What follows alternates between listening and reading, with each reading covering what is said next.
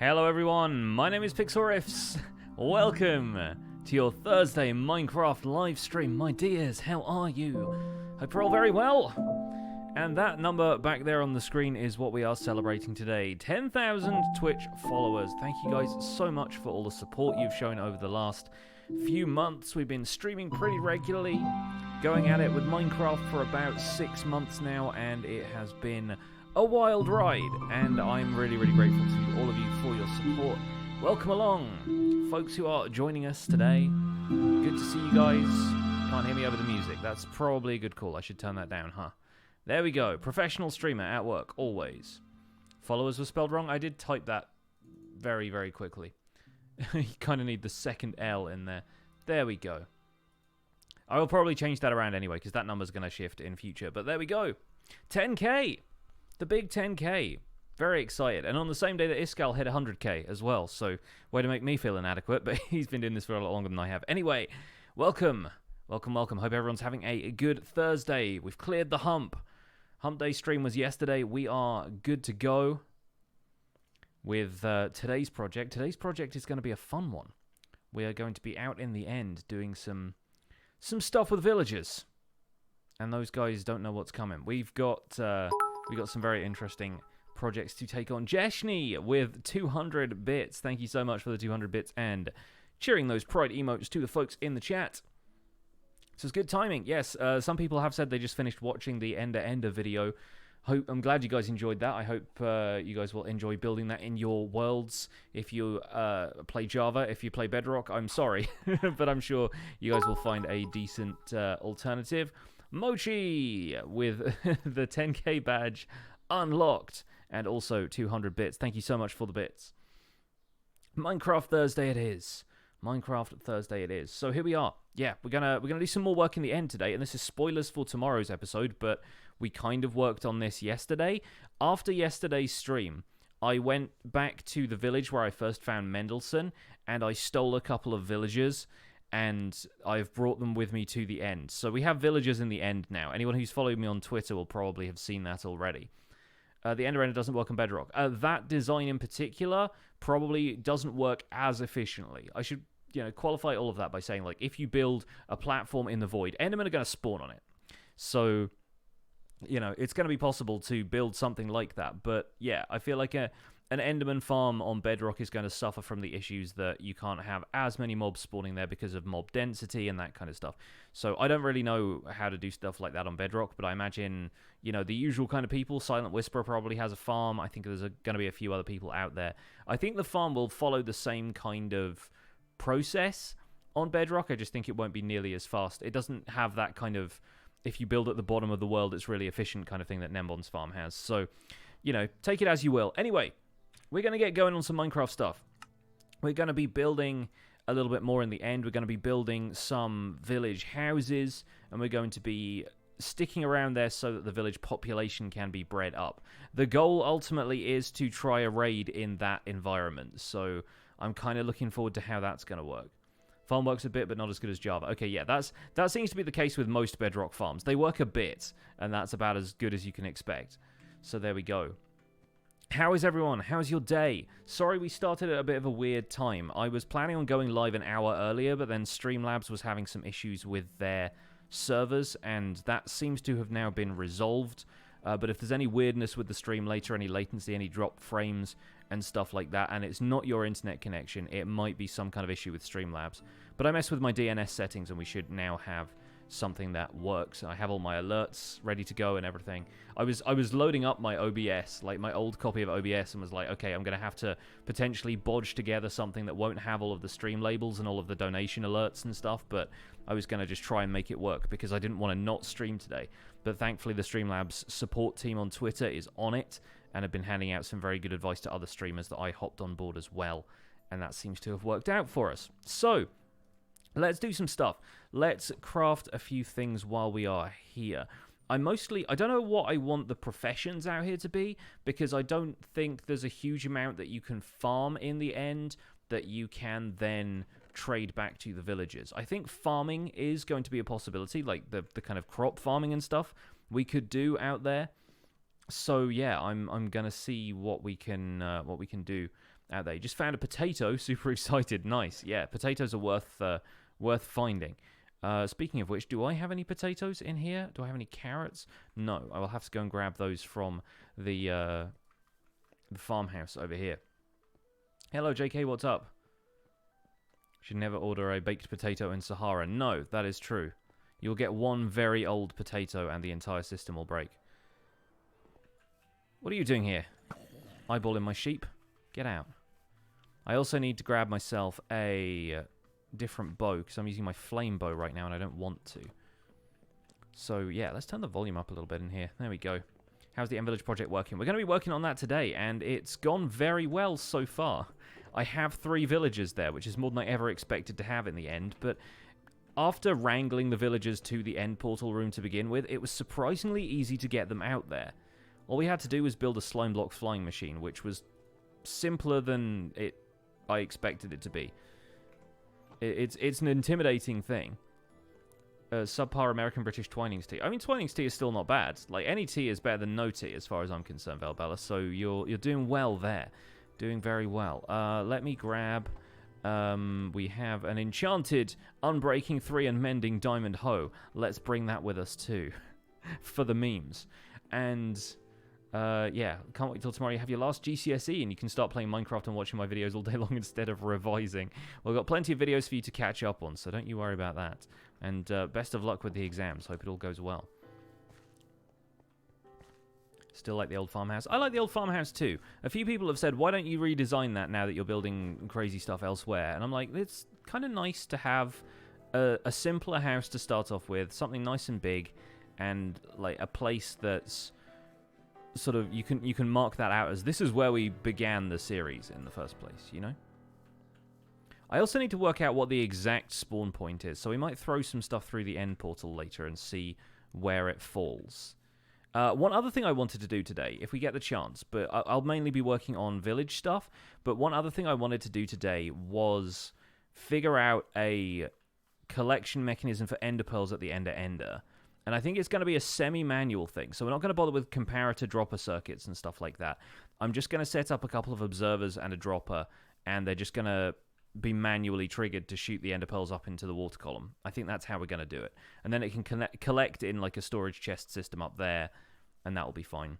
Is subbing to me on stream useful? I mean, subscriptions on Twitch are like a paid thing, yes.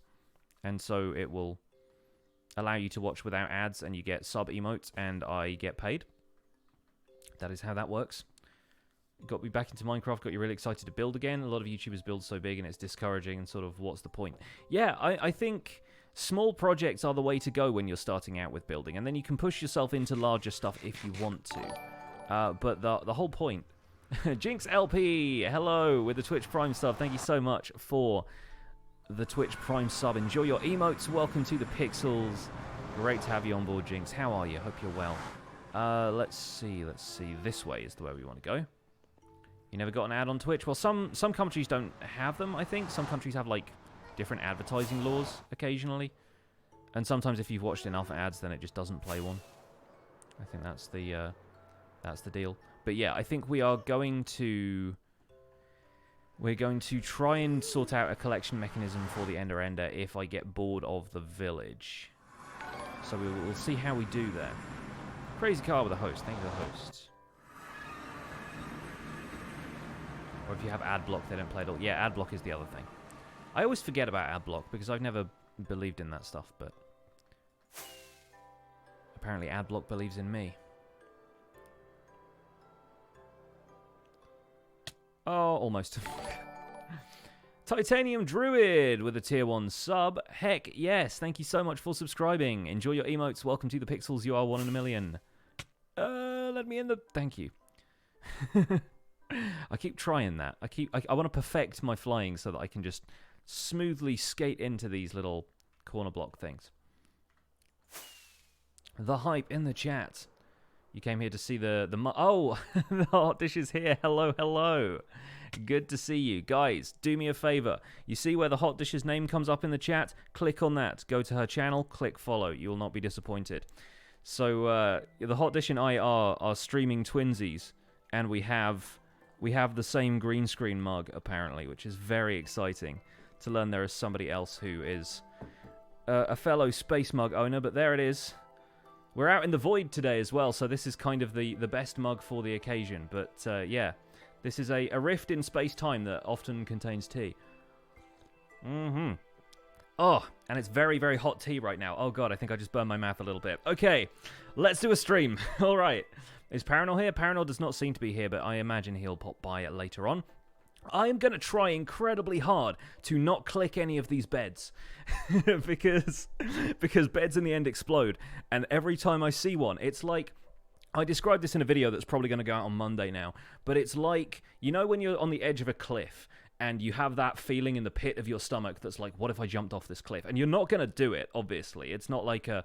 It's just an irrational thought, right? And so I see all these beds around, and I see the dark sky, and I'm like, it's nighttime. I should sleep. No, don't do it. Bad idea. Very bad idea. Especially when I only have, like, 3 villagers in this village, and I want them all to be alive. Not good. So, yeah, we're going to be here. We're going to be doing some... I'm going to be doing some building, and at some point I will explode myself, and it will be dreadful. But I think it's probably just going to be, because I'll like, right-click on stuff just to eat, you know, and I think I'll probably end up accidentally right-clicking on a bed at some point. But here we go. Boog! Boog is here as well. Hello. Wow, all my stream crushes are in the house. Thank you so much for the host. All right, should make a ceiling. For what? Will villagers explode when they sleep in the end? No. In fact, this guy seems very happy jumping up and down on what is essentially a bomb for the player. But no, these guys sleep. Like they have a day-night cycle. You just can't tell when they're going to sleep. They surprise you with it. It's great. And also you have to be very careful that you don't try and click on them as they're going towards one of the beds. But no, they will sleep and work, and they'll do all of their villagey stuff. It's just on the in-game timer, but they don't have any access to like sunlight or anything, so it's very confusing. There's the other guy. I have 2 librarians here right now, and I've got tons of lecterns around. So yeah. Stream crush? I know. I kid. It's all good. Bed version of the high place phenomenon. Yeah, basically, it's the call of the void, except the void is all around us, so it's the call of the bed. And to be honest, I experience the call of the bed pretty much every day, but that is the difficulty with being, you know, not being a morning person. Although I am kind of a morning person, I don't know. It's the call of the bed. You cannot resist. So we're going to build some houses. We're going to build some stuff that I really want to build houses almost in the style of End Cities, but like with villager kind of materials like oak wood and stuff. But I saw somebody do that on Reddit recently, and I don't want to rip them off. So what I think I might do instead is just build a couple of basic houses for now, and then do some other weird stuff later. But this is the landscape. We were building this landscape on yesterday's stream, and it's looking quite nice so far. I'm quite enjoying it. Let's pick up some... Let's get some oak and some dark oak. We've got leaves and stuff as well. We can make this a very green and pleasant land, because the rest of it is moon rock, and that's boring and sucky, and I don't like it. No, that was the call of the void, and you get it all the time. Do you have Mendelssohn too? I have... See? Sleeping. Sleeping. How can they do this? And the little guy is staying awake, because he probably heard me say that this bed is explosive earlier, and for some reason he's, like, not taking it. But that's fine. G1. I'm going to say G1 because I don't know how to... Is that like... I'm like Gizmo, but no. Anyway, thank you for the host. Appreciate the host.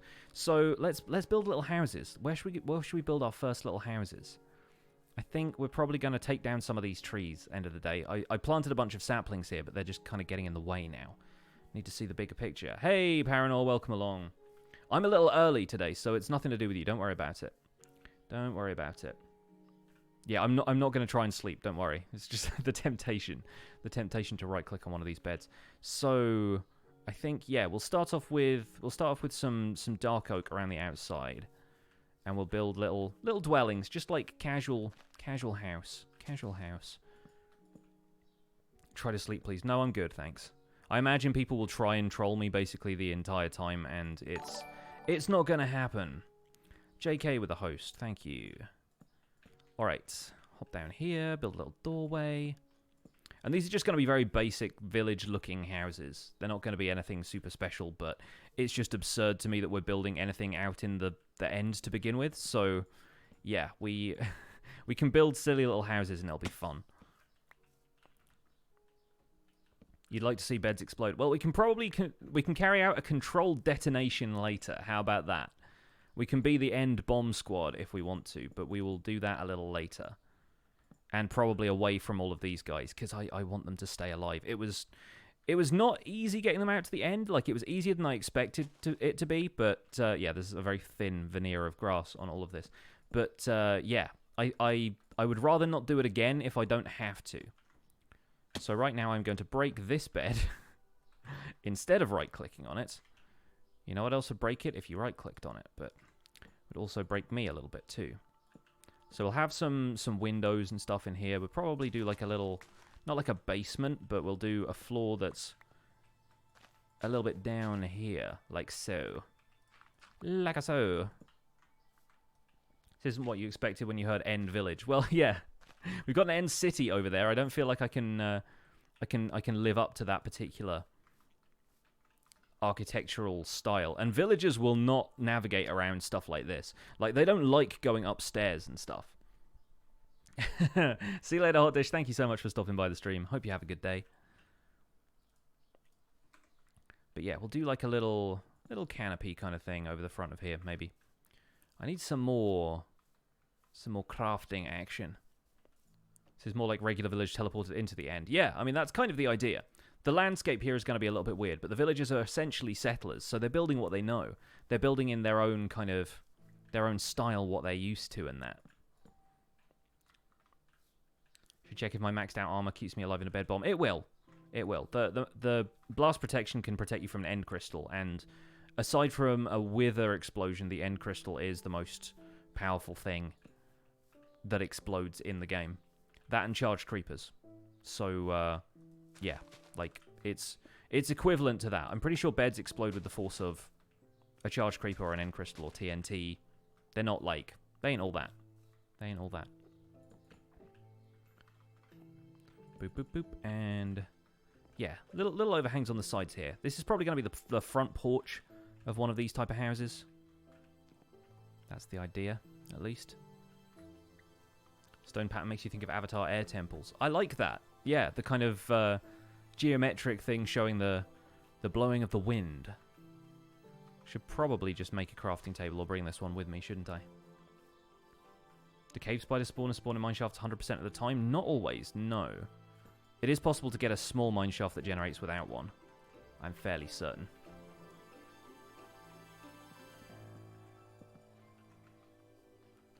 Zuma said he was going to make god weapons, but you tried it and you couldn't get it to work. Can you, like, stack other enchantments as well? I thought it was just the protection ones. So we'll probably just put, like, a basic roof on this thing for now. Nice and basic.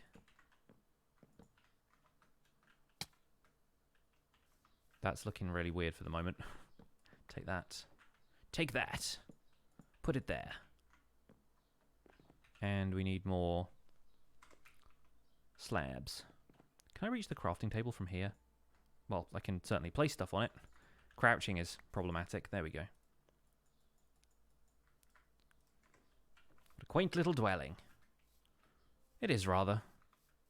Rather quaint. Hey, Firecracker, what's up? How you doing?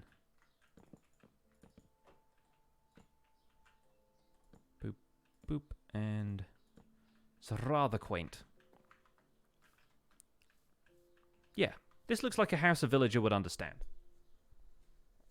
To me, at least.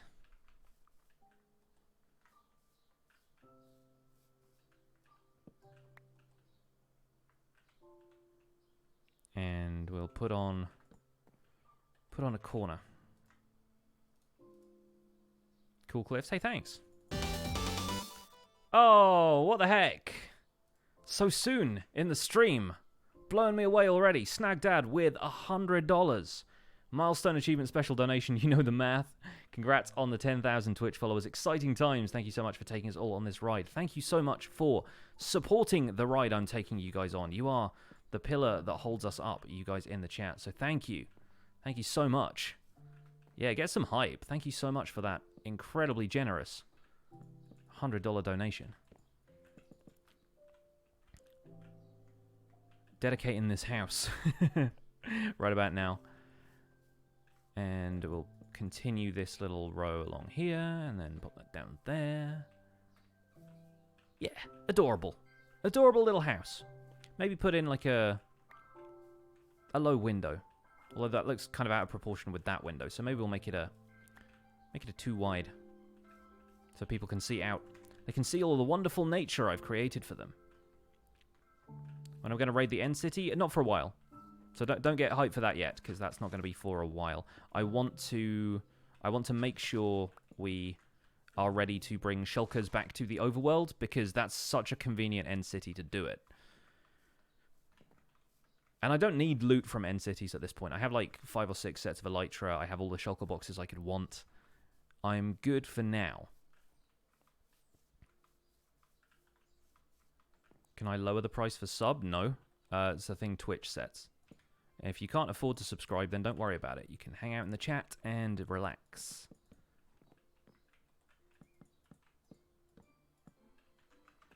And this can go across here, like so. And that can be the center of this wall. Little houses coming together.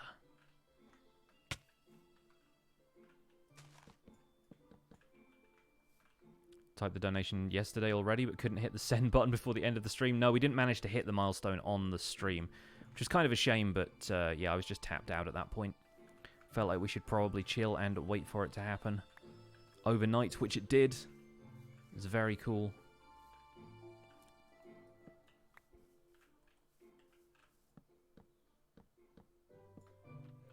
Okay. Okay, I'm liking these little places. This is probably a theme we can go with for the overall village here.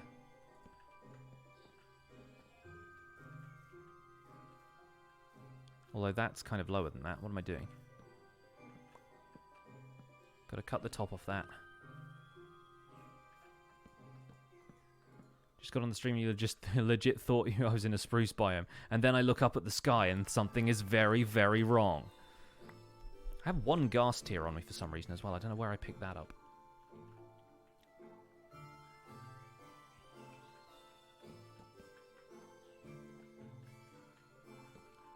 Ba, ba, ba, ba, ba, ba, ba, ba. Transport a whole end city to the overworld. I mean, right? How could one do that? It would be so cool, actually, to rebuild an end city in the overworld. I like the idea that the end and the overworld are just having one of those, like... You know those exchange programs where you have, like, a student who comes to you from, like, another country? Like, we had French and German exchange students that came to visit. And, yeah, like, it's... The end and the overworld are having an exchange program right now. We have 3 librarians! The little guy grew up! What a mad lad. He did it. And that's the guy we've seen before, unless they have the same trades. Fire aspect, what are you? Okay, they do have the same trades then. They have 6 emeralds, 3 bookshelves. Not bad. Not bad. I guess we could always re-roll the trades by moving the lecterns around if we wanted to. Maybe we'll have to pillar up somewhere out in the void and place a void sun. Just like a glowstone ball up there somewhere. That wouldn't be a bad idea.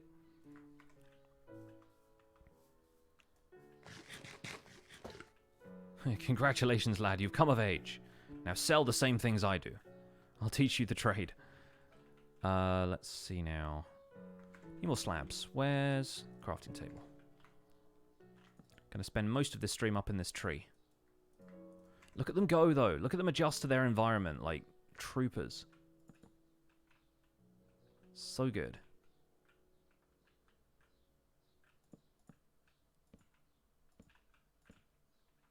So like this? Yeah. Yeah, I think that's... actually, no. We cut that back. You cut that back.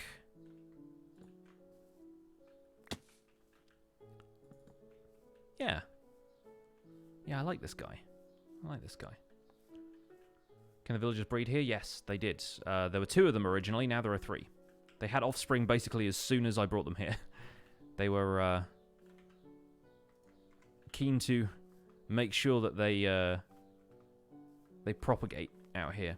Although I probably need to give them some more food so they will continue to do that. But right now it looks like they're going to work. Yeah, they're all walking up to lecterns, refreshing their trades. It's morning. Problem is you can't tell when it's morning or not because clocks don't work here. So we kind of have to time everything by villagers. But I thought it'd be a really fun idea if, say, you set up some kind of redstone device that told you what time of day it was, and depending on whether the villagers went over to their workstations, if they, like, pathfind over to their workstations, that means it's daytime, and, like, it tells you when you can trade, and that's the solution to the problem of not really knowing what time of day it is over here. Do daylight sensors work? I don't think they do. I've never tried, actually. But I like the idea of the clock being kind of powered by the villagers' activity. So you're kind of taking your cues from them a little bit. Got so many wheat seeds from breaking grass here. Does the raid in the end spawn Enderman and shulkers instead of pillagers? Dude, I wish. That'd be such a good way of getting renewable shulkers. Also, how would they get around? That'd be strange. Get some oak doors. I don't think I have any sand with me that I could make glass with. That's adorable. That's just freaking adorable.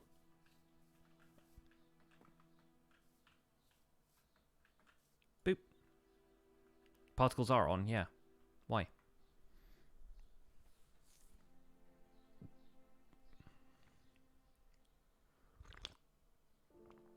What kind of tea do I like? All kinds of tea. As long as it doesn't have licorice in it, I'm good. I think I need to move this down 1 block. Because that one was like over there.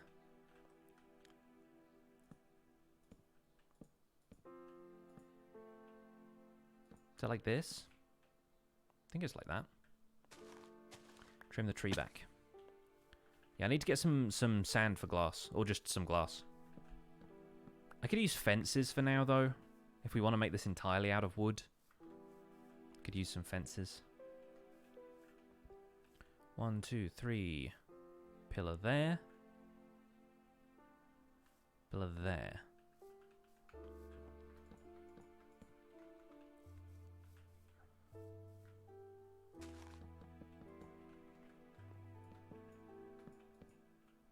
Do I drink sweet tea or plain tea?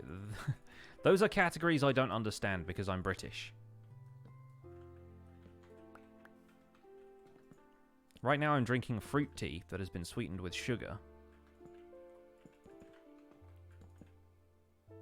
What is plain tea? Twigs? Just a bundle of sticks with hot water. That's what I drink. It's my jam. Actually, my jam is usually strawberry, but...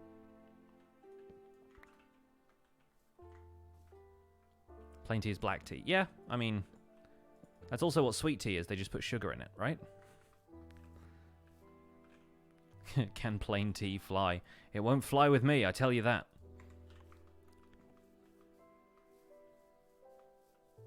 So much sugar. Yes, I gather there is a bit of a sugar problem. We tax that stuff over here.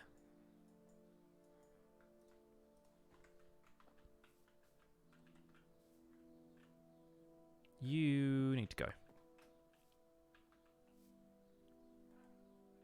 Yeah, this place is turning out adorable. Adorable little house. I like you, little house. You're my favorite.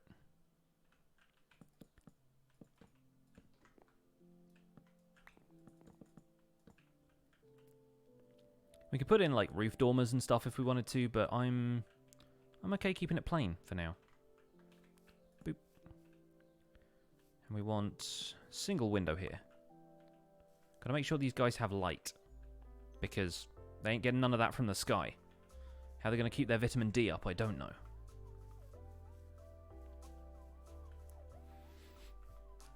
You folks living your best life out here. Out here in the void. There's the crafting table. I was looking around for the crafting table for a second. Bam. And I think spruce fences. We're going to go the whole hog with like the wood aesthetic here. It is 2019. We go the whole hog.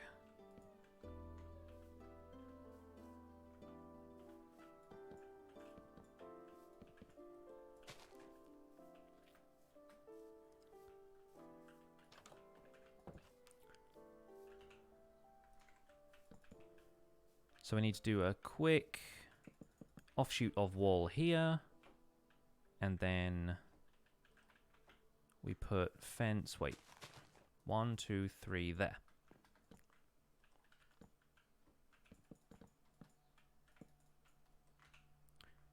Need to break down some more oak planks.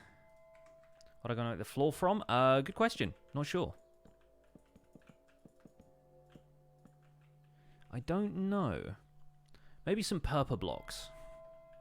They've got like tile on the floor everywhere. Hey Liara, yes. The whole idea here is to confuse people, and it seems to be working, which is great.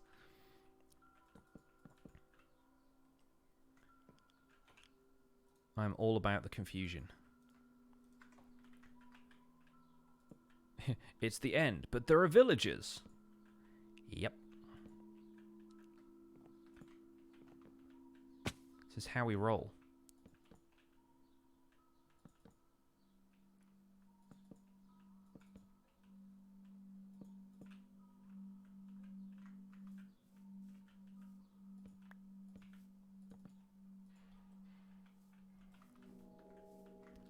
Hey, Dr. Blitz, thank you for the congrats on the 10k. Thank you, thank you. Very kind. Great to see that it's more than just me who's excited about that. This just vanilla Minecraft? Absolutely. The whole premise of this world and the series that's attached to it, if you go to my YouTube channel, you'll find the series, the Minecraft Survival Guide. It is meant to just be a guide to how to play vanilla Minecraft. So everything I do is vanilla as possible. As vanilla as I can allow. This is where we encounter a problem. We might have to... I have to turn this into a pillar for the sake of symmetry. I am a slave to symmetry on occasion. This guy needs to come up there. But yeah, in this case we do want symmetry here. And that comes out there. Perfect, yes. Yes.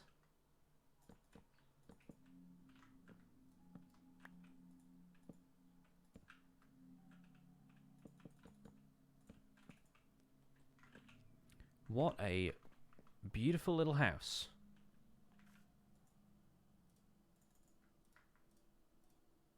The wind is getting blustery outside. It's another one of those days.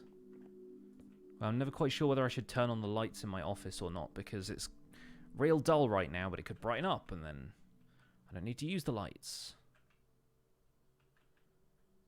And this we need to have come up there. That's looking vaguely proportional. Hop. And yeah. And that can come up one there. But then... oh yeah, this needs to be a wall. We need a wall here.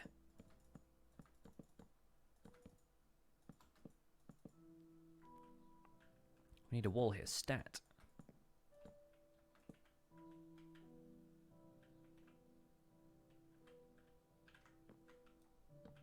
And this needs to come up one. Because then that's the end of that.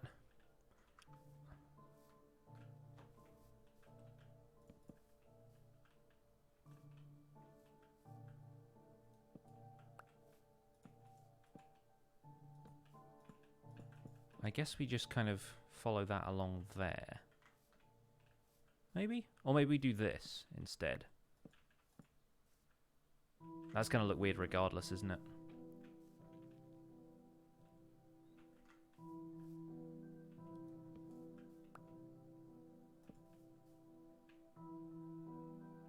I think it's better the other way around. I think it's better if we keep the longer bit on that side. Yeah. We could always have another back door kind of situation here. That's my band, by the way, the back door situation. It's a bit of a weird name. But then we'll have like a little fenced off area here, a little garden. Herb garden kind of thing. Yes, I like. Fence posts fix many a corner. They do. They do. Oh, everyone's sleeping. They know it's nighttime. I have no idea.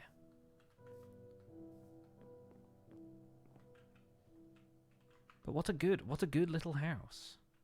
For our first house out here in the end. Yes, very, very good.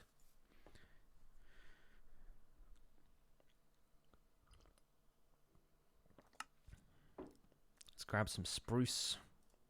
Make a few more fences. Where are the fences? Good thing fences don't explode in the end. There are beds everywhere. There are going to be villages everywhere eventually. We'll need a little fence gate for back here as well. Should do a video of my office setup. I did one a little while ago when I got this PC. It hasn't changed much since then.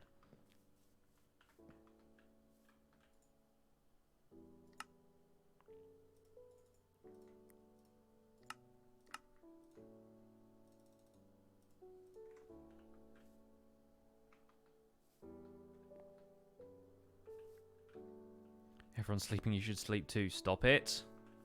I know your game. And it's Minecraft, just like mine.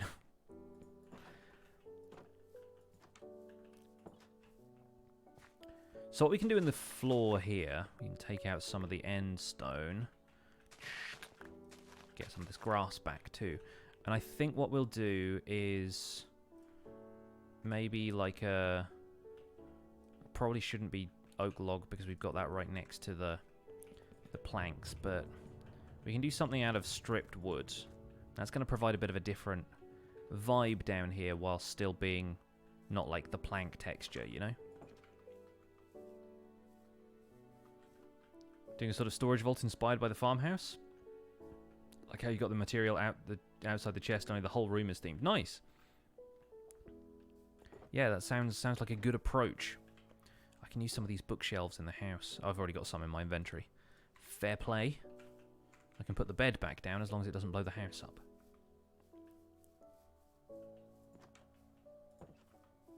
See, like, we could put those in this corner. It could be like a little reading nook by the back door. Yeah. Let's get some more dark oak, though. Put the bed down gently. Yeah. Occasionally, I have this problem where I will... like, my mouse will accidentally right-click a second time. Like, I'll I'll like place something and it'll place 2 blocks really quickly. Maybe there's like a lag spike exactly when I right click or something. I'm scared of that happening now. A little bit worried about that. Reading looks are the best. I really wish there was one in my house. We need to do some more like interior stuff on my house to get it where we want it, but we need to put one of those in what's currently the dining room. We need to have like a nice little armchair. Icy, thank you for the 20 bits. Hello, hope you're well. For the 10k followers, hey. Thank you so very much. Some grass coming through the wall of the house. Get back. You've generated off-center. And then if we put the dark oak slabs around here, it's so strange that the stripped dark oak logs is a different color to the planks. It's a little odd to me. We can do something like this. Then we can have a little crafting area here, or a little bed area. Maybe this can be the bedroom sort of section.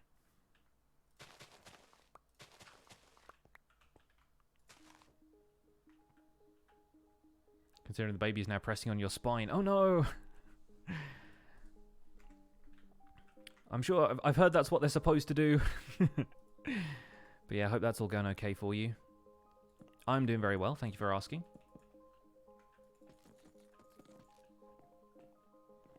See, this is where we start to see those log end textures. We should probably craft those into...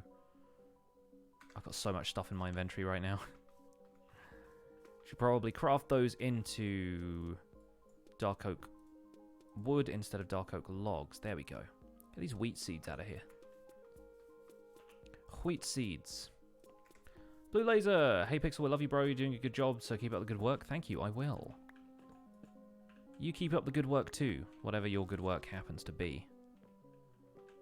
Yes, I like this. I think we go with the stripped dark oak logs as a theme for the rest of the floor. I think I just like them that much. Dirty Dog, hello, welcome along.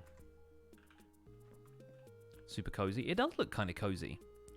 And it's a way for the villagers to have, like, something that feels like home. And then they look outside and they're like, wow, this is very, very different. I think for the ceiling here as well, we need to pull in some of this.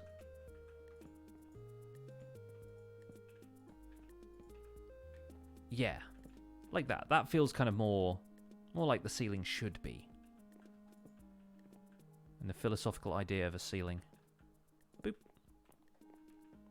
Just don't look out the window, young ones.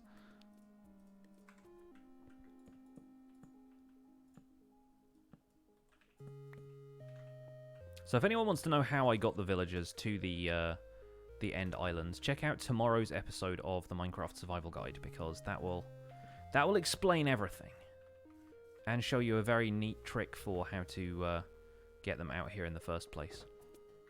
It's so weird though, seeing all of these guys sleeping and just having to let them sleep. You have a little bit less control over the villagers' routine. You can't just like immediately get them out of bed now. Because you know that if you do, it's gonna explode some stuff.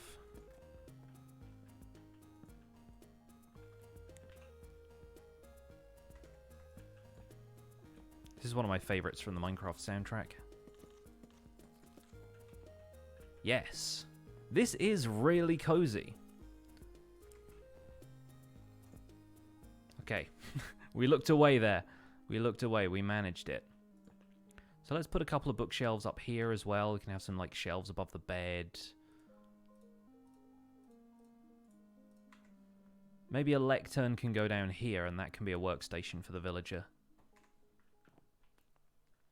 I love the idea that all of the people who live here are librarians. For some reason that's just like very amusing to me. A bunch of scholars have come out to this desolate landscape. Don't accidentally right click on the bed, trying not to. Despite the call of the bed, I am trying very, very hard not to. I'm going to pour myself a little bit more tea. One of the coolest things about building a village out here, though, is you don't have to worry about zombies and creepers and stuff like that, so you can build a very, like, open-plan village. I like this.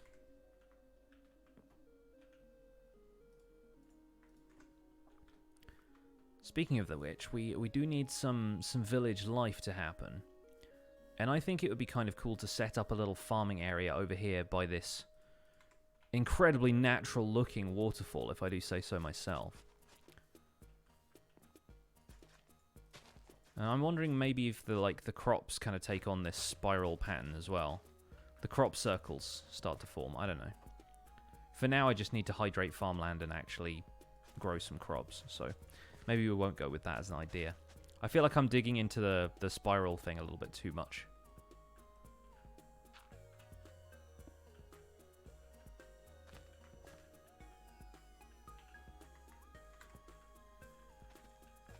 But let's get the... Why you no plant potato?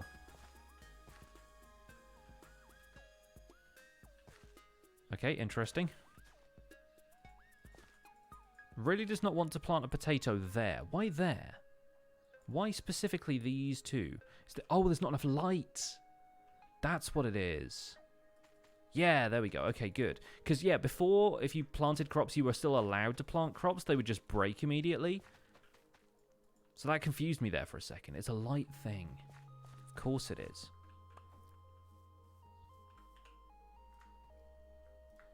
That makes a lot of sense.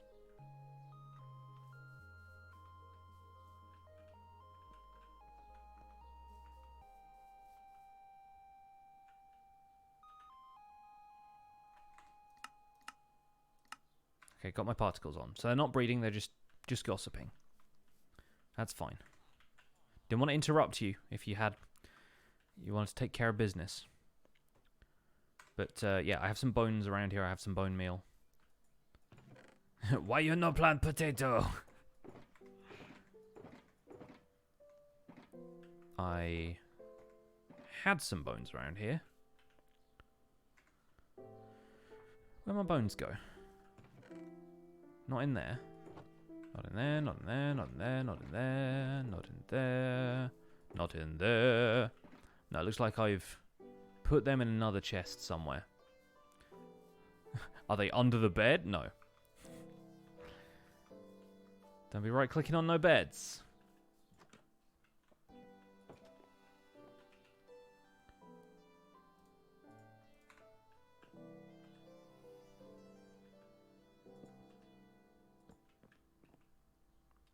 Here comes a candle to light you to bed.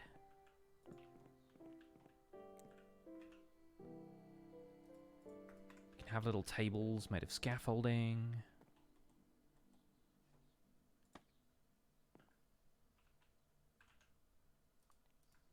Could bring a flower pot here and have a little flower pot. There's no clay out here yet, so...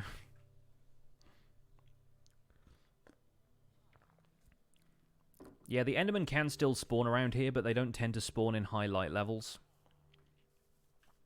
They will be all over the place elsewhere.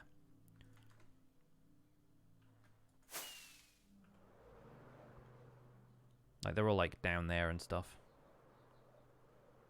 I find that they like spawning around the sides of the cliffs here as well. There's just a lot of blocks down there that they seem to favour for some reason. But check this out. Look at this lovely little place that we're building in this desolate moonscape. Yeah, we could potentially trade some bricks from a stonemason.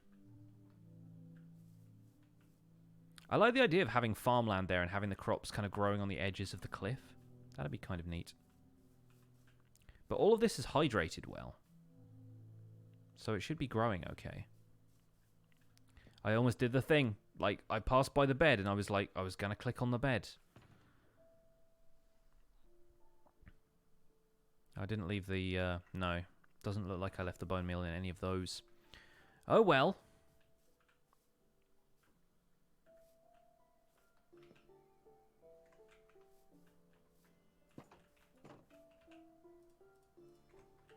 Let's put a water source underneath here. And that way if we make a little farmland kind of section out here. I'm not sure if this one will hydrate, but some of this will. And I can continue planting those down there just because that one pixel will annoy me. Let's grow some carrots in this backyard. Beautiful. How do the villagers know when to sleep? They do. They've got that, like, internal clock thing going on.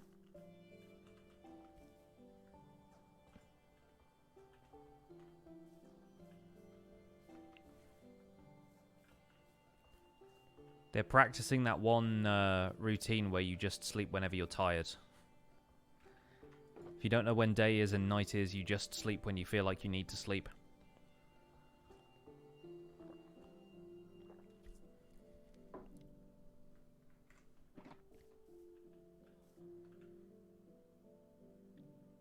Still no more babies, though, so we're going to have to do something about the food situation.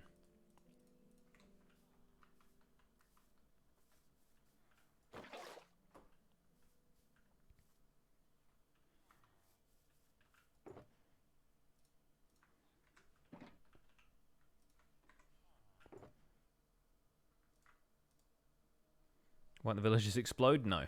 They they don't. Which I'm very happy about, because it means I can actually start a village here. Apparently only the player has explosive potential. I need to get, like, paintings and stuff.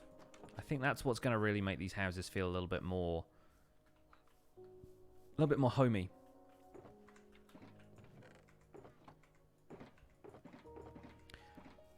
I keep looking in all the dirt boxes.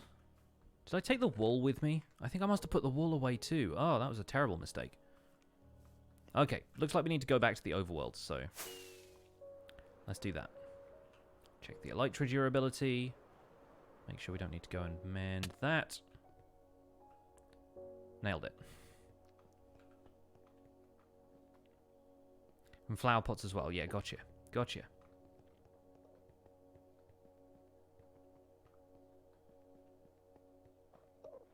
Is the only theme in this village spirals? I mean, kind of.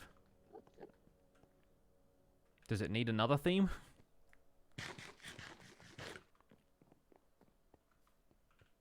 Yep, middle of the day. Checks out.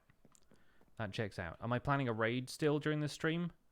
Probably not. Probably not like an end raid or a villager raid. Like, the plan eventually is to get this village up to the point where I can raid it, but no, we're not gonna do anything like that on the streams. The streams are for preparing for that stuff, and then it happens in videos, is the idea.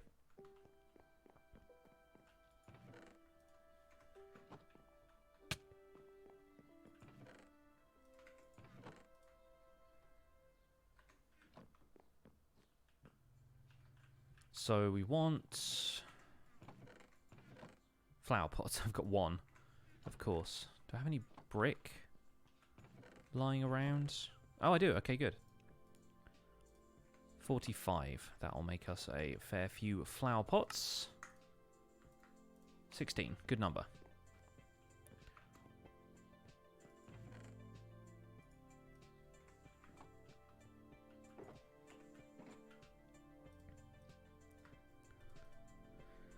A little bit of bone meal for the crops. I think I might have a little bit in the composter farm as well.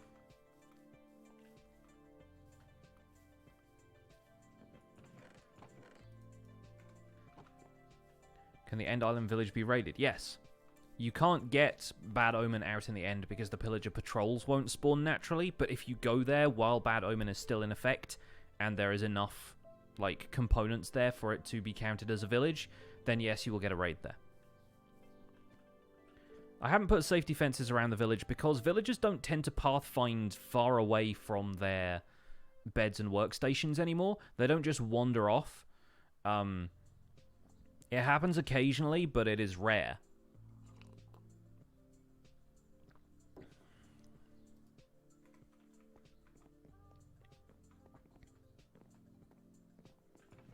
So it's a little bit more reliable that they're just going to stick around the village center. Because if you think about it, they have 4 activities, basically. They have sleep, they have work, they have gossip, and they have, like, a morning meeting as well, I guess. So 2 meetings during the day. The meetings always take place at the village center. work happens at their workstations and sleep happens at their beds. So there aren't really times where they can go wandering off. If you have all of the beds and workstations in the middle of the town, they just kind of stay there. And I'm pretty sure iron golems will turn up eventually, yes. We need more villagers for that, but that's gonna happen soon anyway. So we've got the bone meal situation sorted out. We've got flower pots. What else can I bring that we don't have much of out there already? Yeah, the kids might wander off when they play. But I don't think they should drop off the edge. I think they are smarter than that. Bamboo.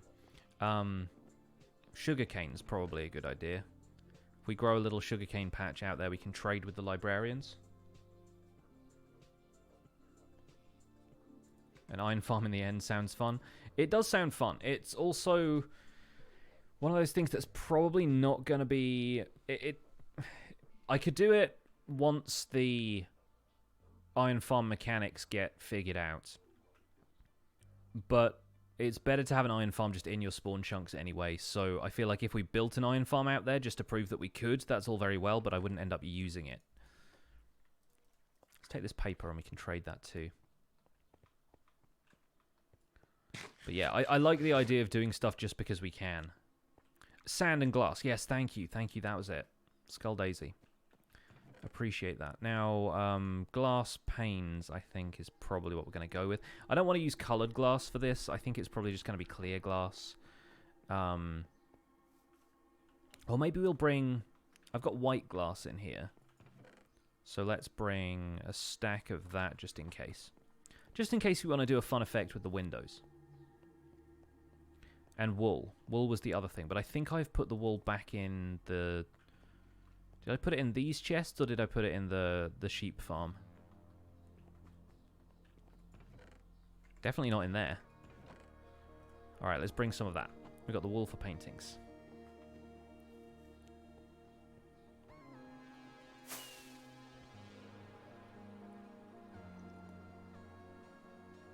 Could bring flowers too, yeah, but right now I don't have much space. I could plant saplings in the flower pots in the meantime if I wanted to. There's a lot of very low-flying planes today.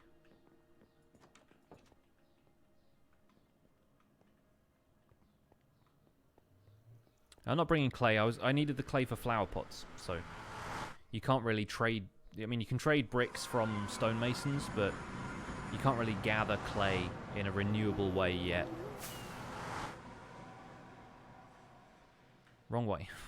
Wrong direction, Pix. Good job.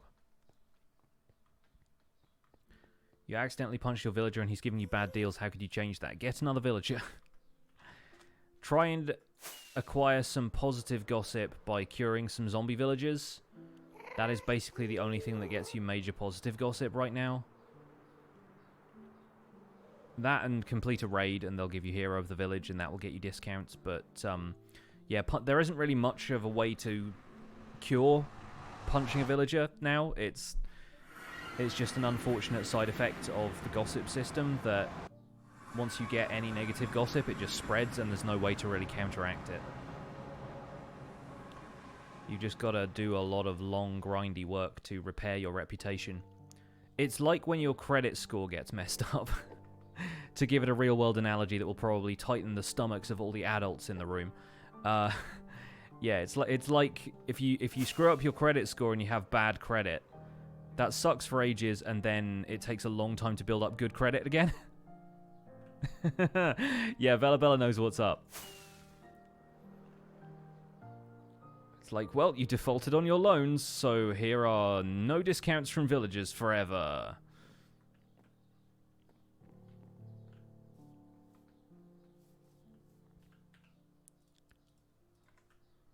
Right, so now we can put a flower pot on top of these bookshelves. And probably one over here as well. And I'm done making changes to this area because I will end up right-clicking on a bed.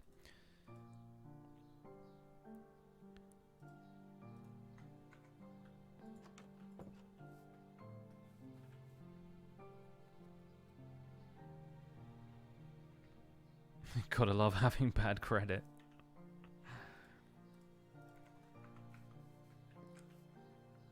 Okay, I need to get my fortune pickaxe for the crops, but that'll be fine. Grow, my pretties. They are growing naturally. I just want them to grow faster so that I can feed this food to the villagers and encourage them to breed a little.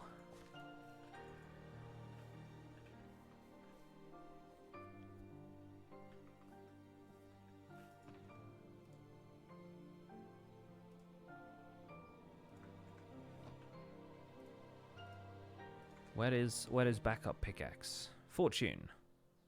That one.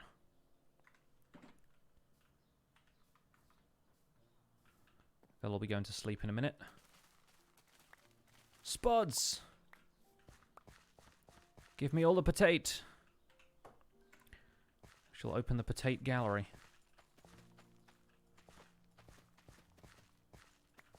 Oh, I was about to try and eat a raw potato, which I don't recommend.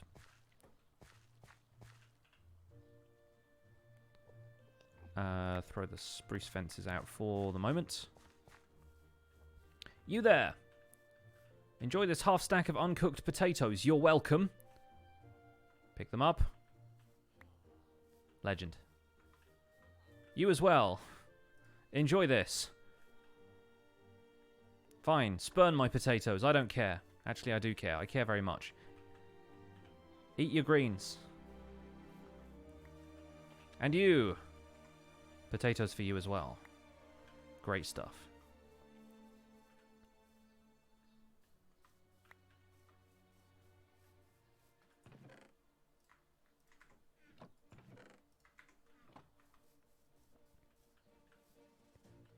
Rude villager.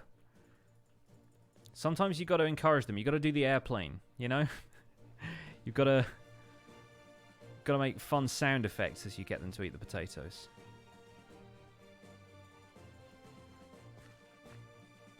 A villager doing the airplane would be really good because they've already got that like kind of. Wouldn't it be so cute to see them doing that with like the kid villagers? Just tossing them one potato but going as they do. Thought you was feeding them poisoned potatoes for a second. Man, if villagers could eat poisoned potatoes, game changer.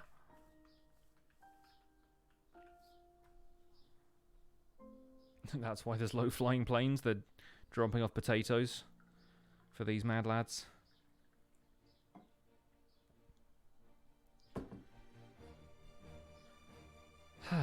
Right.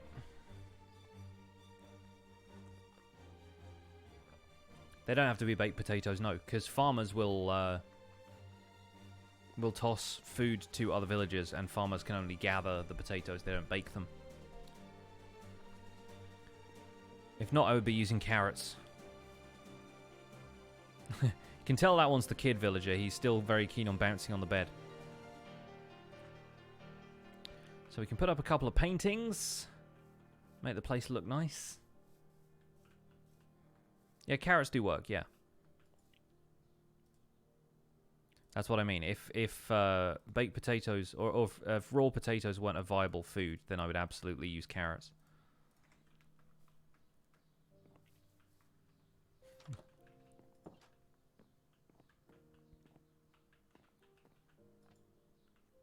Okay, that's a larger painting than I wanted. So, how about this? And then probably that. Okay, enough with these bleak, desolate landscapes. There we go. We want something a bit more colourful. Want something for people to look at to remind them that they're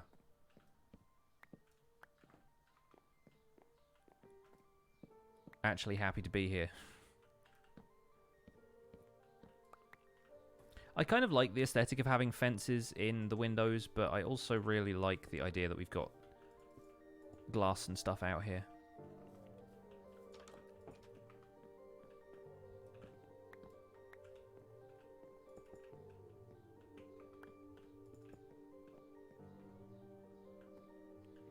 And the reason I brought the different color of glass panes is because if we wanted to, we could have like an alternating kind of pattern if we wanted to have the stripes in the middle. But I don't want that right now, and I don't have my Silk Touch pick on me right now. I think I've got a silk touch shovel. I do. And a silk touch axe.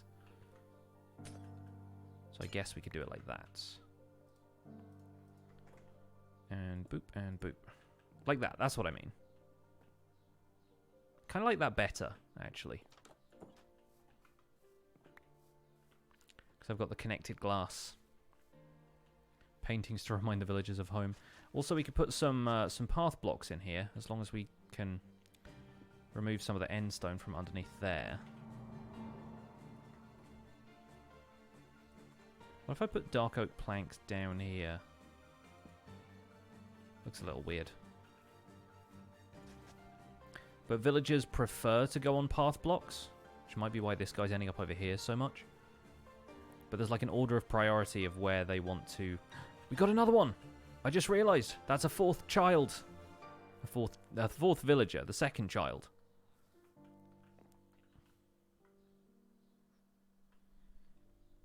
Pilot of Unit 2. Do I love Minecraft memes? Depends on the meme. I'm not always the biggest fan of memes. The repetition gets to me. I know that's the point of memes. If we put that on the end of each of these, does that look ridiculous? Kind of. We'll leave it like that for now.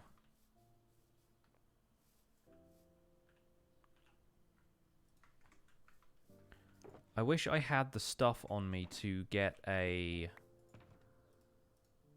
book and quill in some of these lecterns. I like the way the lecterns look when they've got the book and quill in them. Look at our little group of villagers, though. Look at them go. I hope that guy grows up to be the farmer.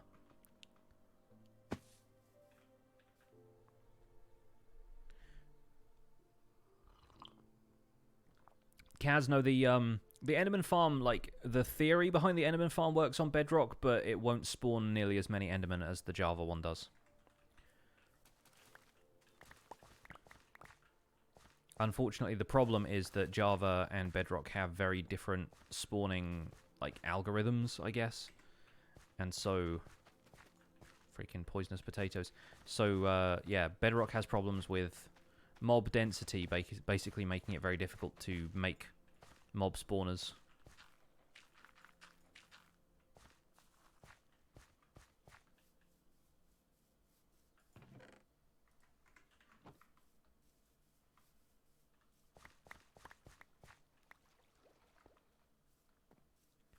The question is,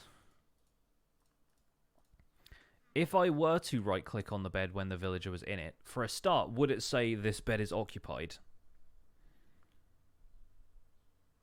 And secondly, would the villager take that as an attack and then give me discounts?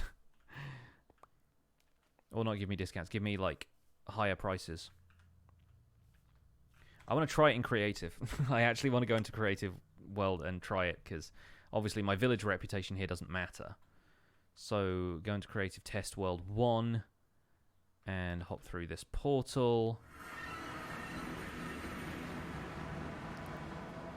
I killed myself here before, for some reason. Make a backup and experiment.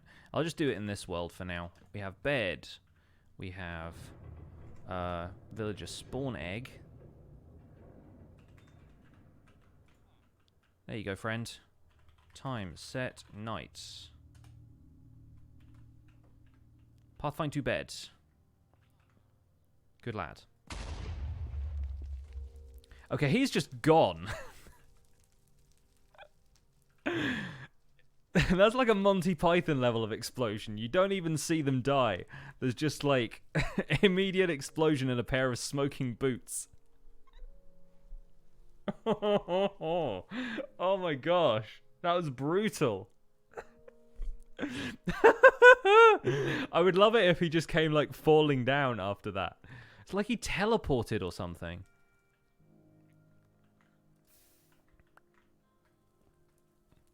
Now do it in survival. No thanks. Now that's pretty much instantaneous death for the inhabitants of that bed. My life. What on earth? So it doesn't even give you any warning either. Like, I'll try it again in survival, because in creative, it may have, like, bypassed the thing where you have to sleep as a survival player. But there's people in the chat just going, again, do it again. Alright, one more time. Villager path finds 2 beds, because it is nighttime. Right? Yeah. Put myself in survival mode. And normally if you right click on a bed when somebody is in it, it says this bed is occupied, right? Nope. Just unsplodes me. It says I was killed by intentional game design, and then there's a bug tracker article. That's so good. Thank you, Skill Daisy, for the 100 scientific bits. Oh, let's do the thing. F3 and N puts you in creative mode if you have cheats enabled. Fun fact, and it switches between creative and spectator, which is really useful, and I will end up using that more for my creative world stuff. Not in the survival guide, obviously. But yep, that guy is very much deleted from existence. I mean, wow. Guys. That was ludicrous. Alright, we're only doing 2. I just wanted to see that happen. And I was not disappointed. Definitely justifies my decision not to right-click on any of my guys. They won't spread the gossip then. No. So in theory, yeah, you could splode some villagers pretty good, and it would not hurt your reputation with the other villagers. But on the other hand, you're all monsters. What happened to the top of that end city? Oh, it's there. It's just wasn't rendering in there for a second.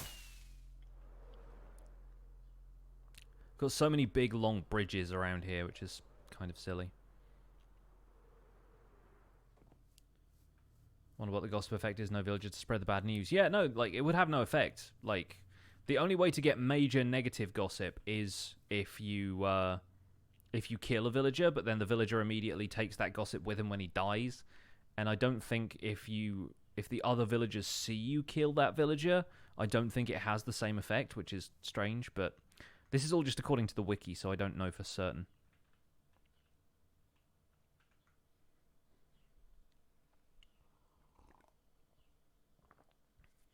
Can't spread gossip if there's no one to spread it to. That is true. That is very true. The science.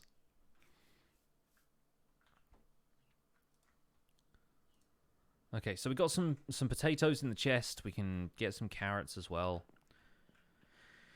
We have a little population building up here, which is very exciting. We need more of these. We need more of these cute little houses.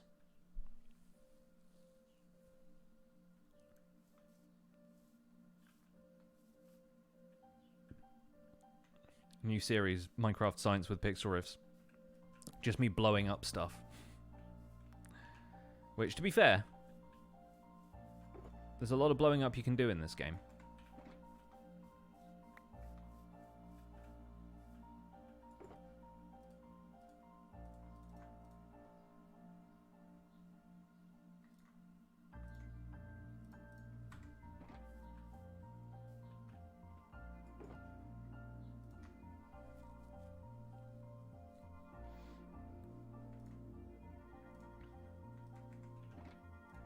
Might need to grow a few more dark oak trees out here. And I think I don't have saplings in here either. And I think I took those back to the overworld and put them away. I have one dark oak sapling over there, but that's not going to grow anything, so...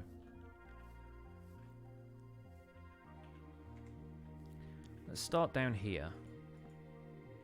I have 1, 2, 3, and another one there.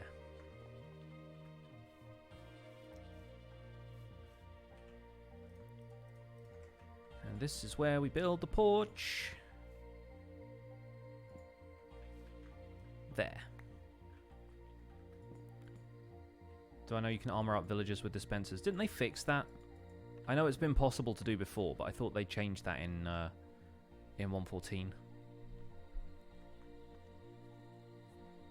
Anything is science if you write down the results. Note to self, villagers explode just like the rest of us.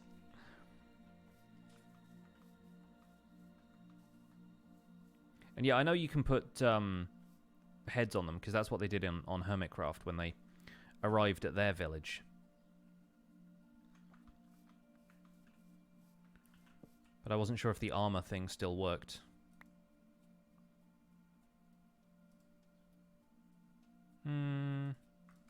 Spare plank.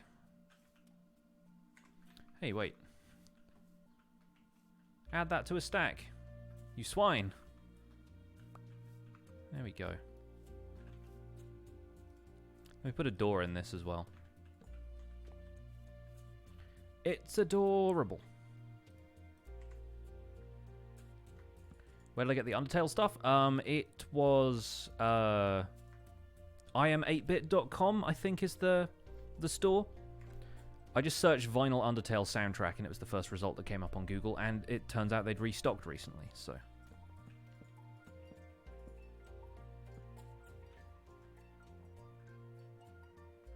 Villagers should be immortal, I wish.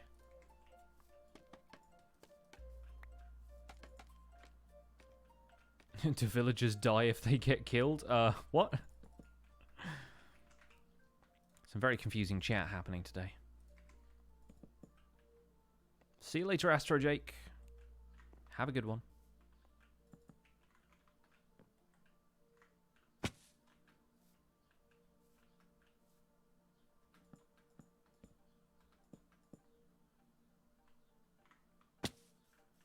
So we're going to build a few of these similar kinds of houses. I like this little style. It's nothing too complex. It feels villagery. Hopefully it won't confuse them, but we all know they're easily confused.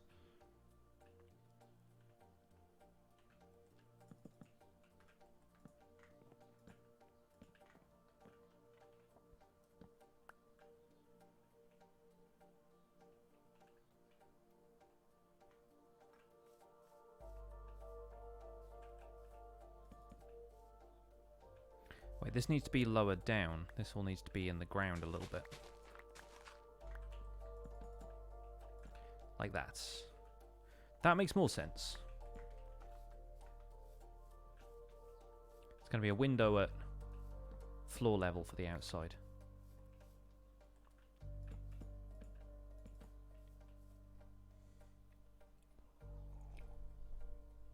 Still working on the end village, yes.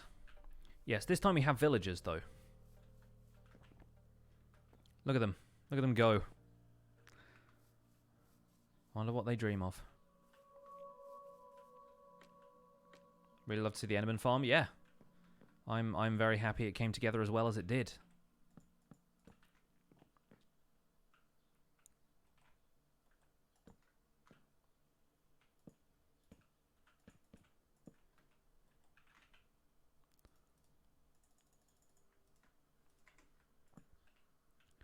They dream of exploding.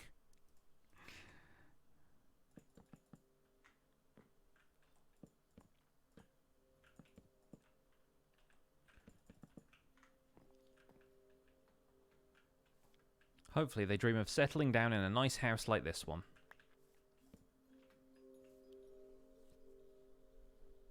Do villagers dream of rainbow sheep?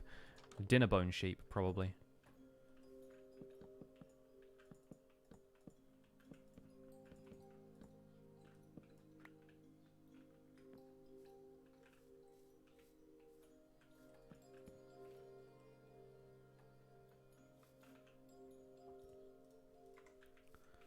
Villagers have no feelings.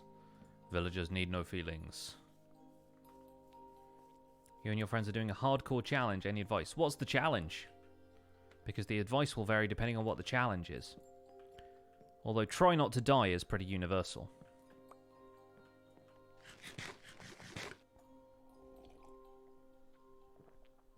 There's another one! Another baby! The potatoes worked!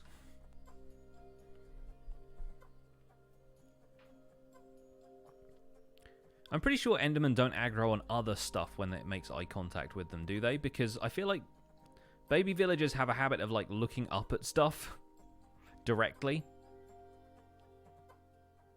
I like how that adult basically, like, just watching the baby bounce up and down. It's like, it's getting dizzy after a while.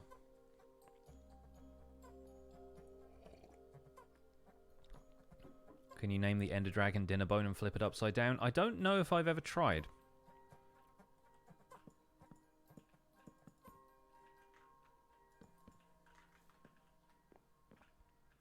What is a Jeb sheep? A Jeb sheep is when you name tag a sheep Jeb underscore, or is it underscore Jeb? I forget which one. But the wool, visually at least, cycles through all 16 colours. It basically becomes like a rainbow sheep. But it still has the colour of the wool that it was when you dyed it, before you name tagged it. Bring sheep here and name them all Jeb. Not a bad idea. Or just have a lot of purple sheep around. That would be pretty funny. Purple sheep and then, like, mushrooms or something. Just have this be a dimension where everything's a little bit off kilter. I'm keeping half an eye on the babies because I don't want them to wander off too far. But once they grow up, they'll try and pathfind towards the beds and stuff anyway, so...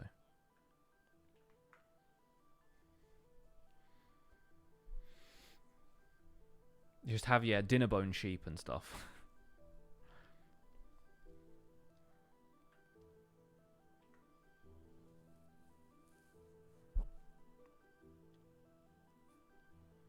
Zombie pigmen instead of pigs. Man, enough zombie pigmen have actually made their way through the end portal anyway, that it's almost like they want to be here.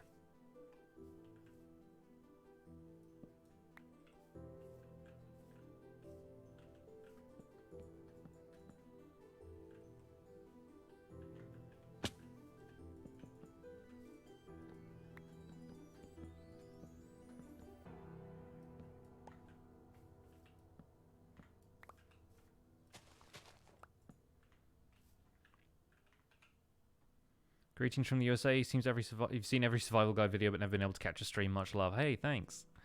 Glad you can make it to a stream today. Welcome along.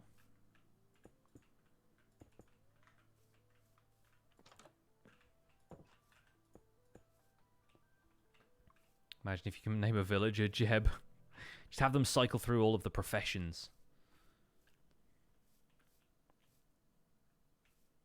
See, this one's a problem because it'll mean we have to take down this tree, and I really like the large trees, but just keep it as a feature. Just a pillar in the house. Spiral staircase on it. Tree house or something. I don't know. We'll leave it for now. It is kind of dead center if we put it there as well, so...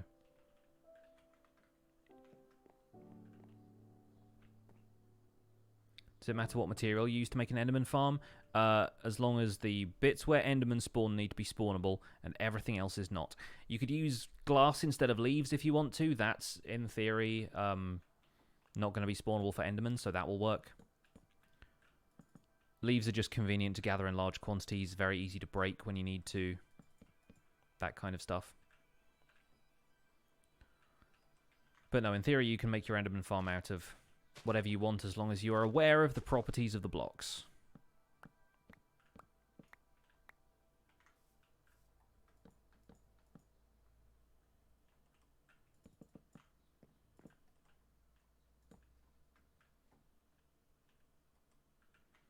Slabs work too, I guess.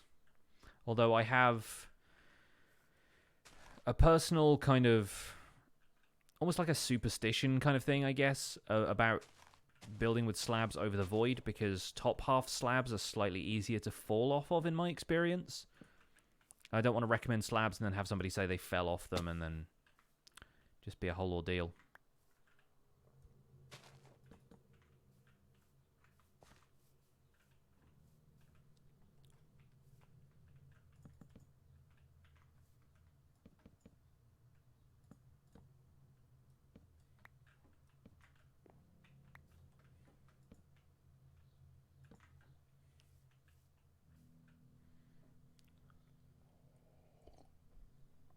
Hello, Yugi.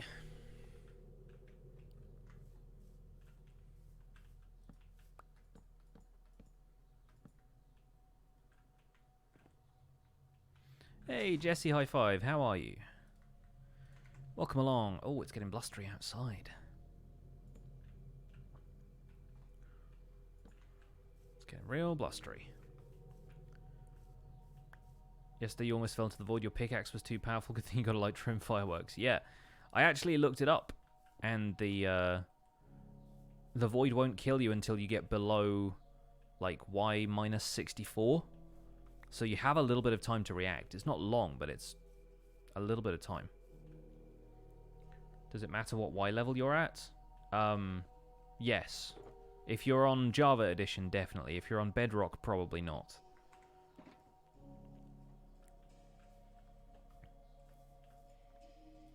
But yeah, the lowest point in the world is the one that gets calculated first, is how it works. Or maybe that's how it used to work and it works slightly differently now, but the idea is that if you build it at the lowest point in the world, then you're going to get better spawn rates, like across the board, really. The same goes if you want to make a passive mob farm in the overworld.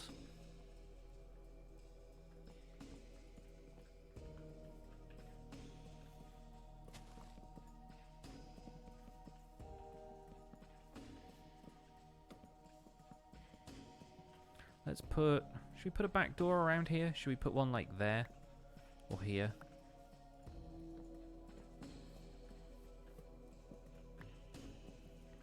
Just build up into this tree.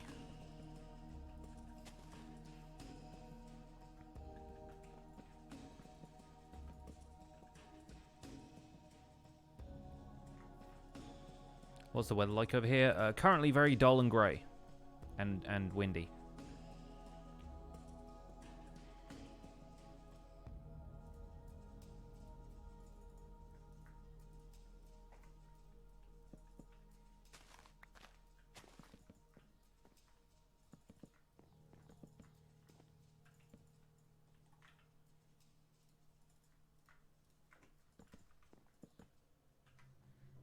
Mrs. Pick's still away? Yeah, she's away until, like a week and a half from now, basically. Curious Cat, thank you for the host. It was really nice while you were there, but it must be sad I left.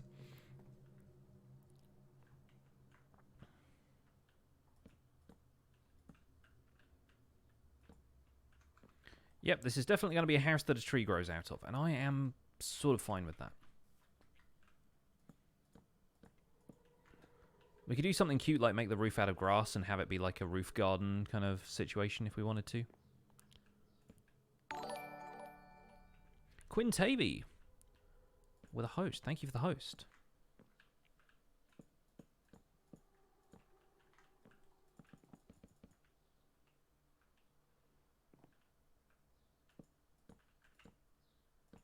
Make that section too wide like that. Wow, all the hosts coming in right now. Thank you so much.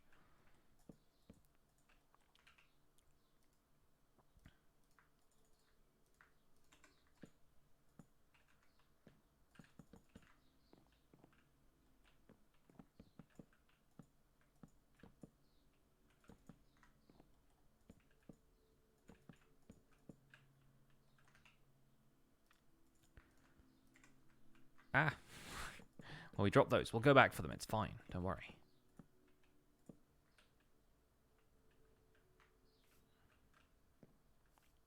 I guess we kind of need to continue this around here as well. I don't want to demolish too much of these trees, but that's a plank. There we go. Get the slabs. Get the slabs. Let's do this thing proper.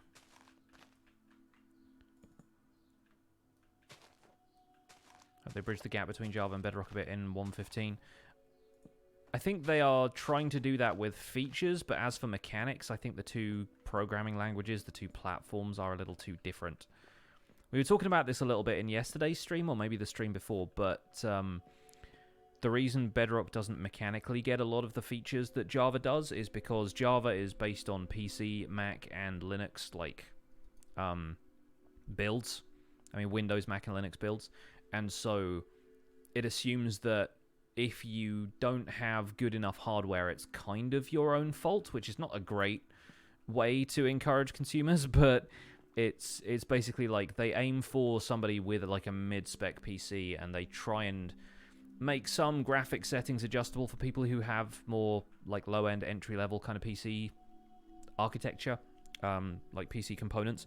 But on mobile devices, they have to be so conscious of people who can't afford to have a new tablet, but they're still playing Minecraft on like an old iPad or an Android tablet where the specifications are all very different, or, you know, there's a few different reasons, I think, why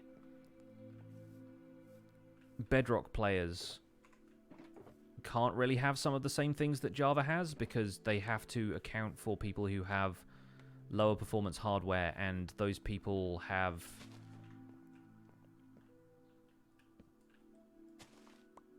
more clout than the average PC player.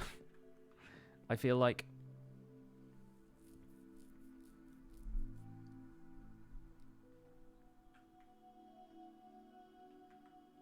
These villagers worship trees now. I mean, maybe.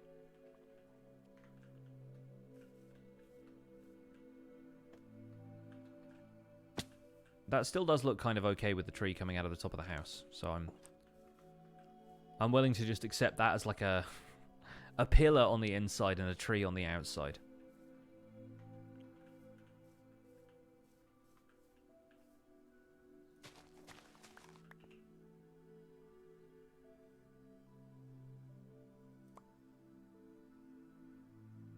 What can I throw out here?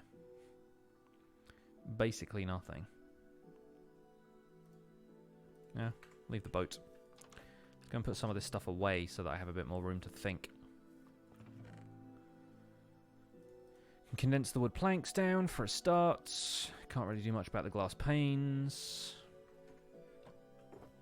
Let's put a few of the wood planks in here for the minute. Just a Frank Lloyd Wright house bringing nature in.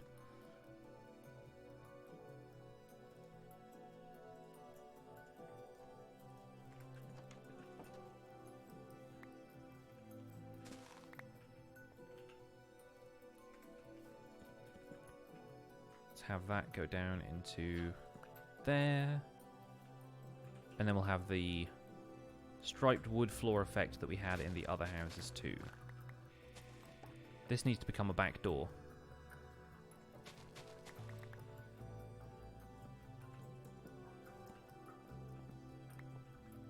Why do I even have a boat? Is that how the villagers got here? It's how the villagers got here, and it's how I got back.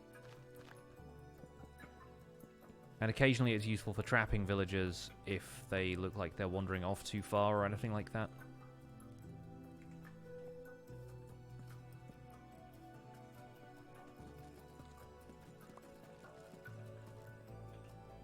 Just throw a boat down.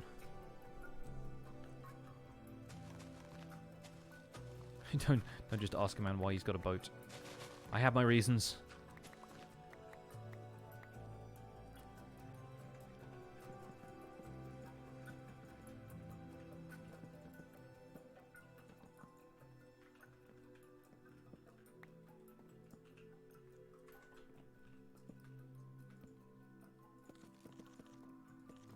We'll never know that those two planks in the far corner, those two logs, were actually six-sided. Now we've only got spruce left, so yeah, we're gonna have to grow ourselves some dark oak if we want to finish that floor properly. I saw something green out of the corner of my eye in like the stream preview in OBS, and I thought for a second that a creeper had somehow got here. So I was like, what on earth? And then, yep, not so much. Not so much. Ugh. Need to have a stretch. Been concentrating so hard. Let's pour some more tea as well. Won't Enderman mess with all these grass blocks? I mean, they only move one at a time. There haven't been that many Endermen spawning around here since I've lit the place up. And if they move it, they tend to put it down again.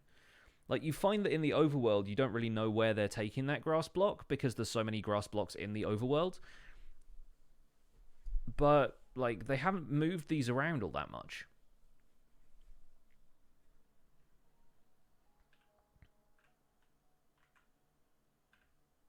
We now have a few... I think that guy has grown up into a librarian. We've got one other guy over here who's a librarian, and there's one young villager who is still there. Probably also going to be a librarian, putting it out there, because I have a lot of lecterns around here right now. Is it possible for the overworld mobs to spawn in the end? Aside from Enderman, no. And pillagers if you have a raid, but that's a very specific circumstance. So they only sleep? No, they get up eventually. You see them sleeping more because I can't sleep, because the bed will blow me up. So, yeah, the reason you don't see villagers sleeping a great deal the rest of the time is because players sleep a lot in the overworld.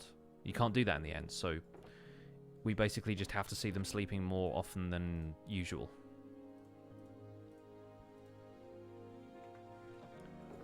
Let's grab the bookshelves.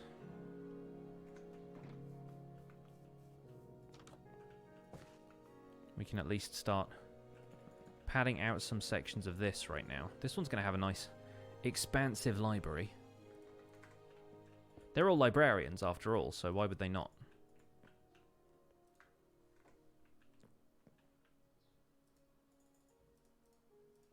What we want is a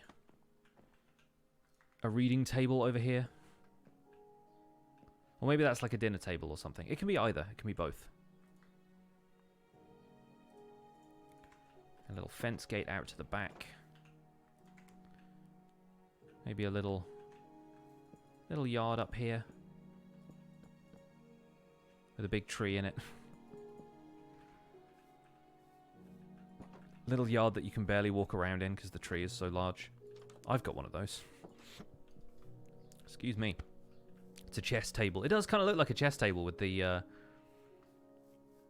woven top to it. Except the instead of black squares, you have transparent squares. It's 3D chess. Makes it infinitely more difficult. And in here, of course, we need a bed.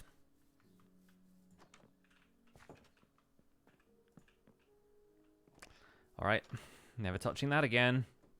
Oh, let's put the painting up.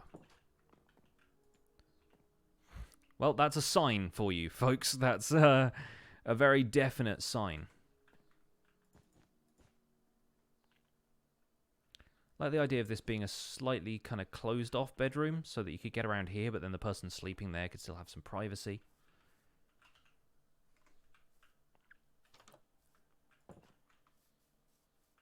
Don't sleep in that bed. Believe me, I'm not going to. We've all seen what happens. Normal, gifting a sub to Velabella. Thank you so much for the generous gifted sub. Velabella, enjoy your emotes. Welcome to the Pixels. Great to have you with us. I see you. I see you thieving my grass blocks. Stop stealing from my villagers.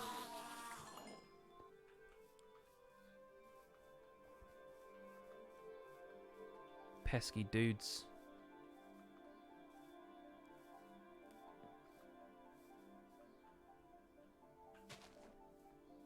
There's more where that came from.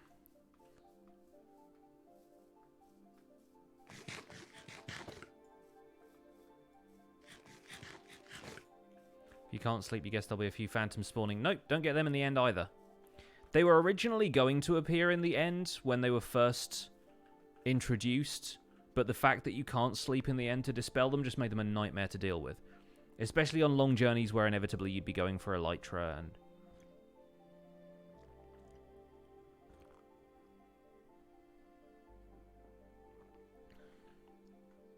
My grass. There they are, they're all awake. Let's see what they've got to trade. You guys. Bookshelves. Oh, Unbreaking 3 trade. Hey. That's a lot of emeralds, but I'll take it. I don't know if I have an Unbreaking 3 guy at my trading hall, so that's top. Well done. Good job there. You just grew up, and you became a farmer. Excellent. Excellent. Wheat trade, though. Not so keen on that. It's still the morning, so I don't think they will... Yeah, he's not going to change his trades until the workday starts, but... We'll figure you out. We'll get some carrot and potato trades or something out of you. Do I have a pack that disables Enderman griefing? I could install it if I wanted to. I think that actually might be a good lesson after having built this place. To say, look, if you're doing stuff like this, you might find Endermen steal your blocks. If you don't want them to do that, here's how you can fix that. Because I've been looking for ways to introduce data packs that aren't like, well, now this is modded Minecraft survival guide, because there's still so much we can do in vanilla. So, yeah, we'll see. We'll see what we do. Oh, so close. Just going to hit my head on the bedrock. It's fine. It's not a hard block or anything.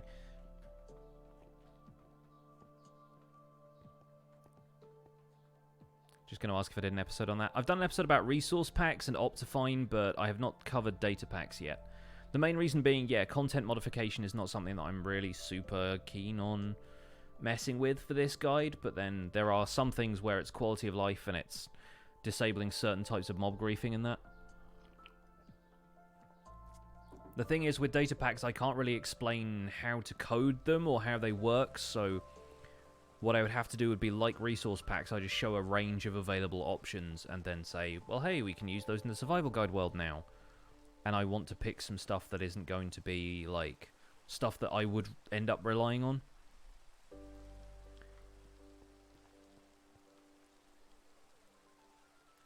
You can hook an observer up to a bed. Oh, does it detect when they're, like, sleeping and stuff?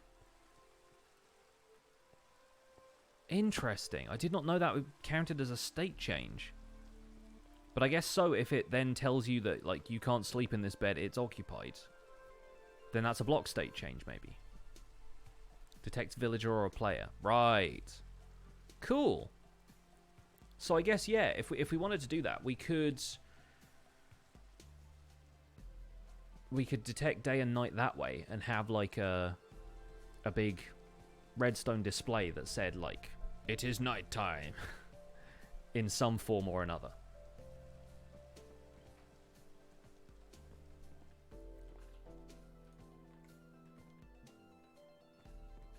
I mean, yeah, redstone lamps would be one way of doing it. I like the idea of there just being like a big display. It sort of almost becomes like a dystopian future kind of thing. Where, like, the villagers are just told, like, sleep now, and then they do.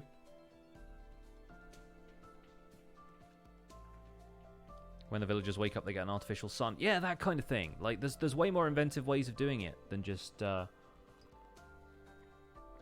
like, having lights turn on and stuff.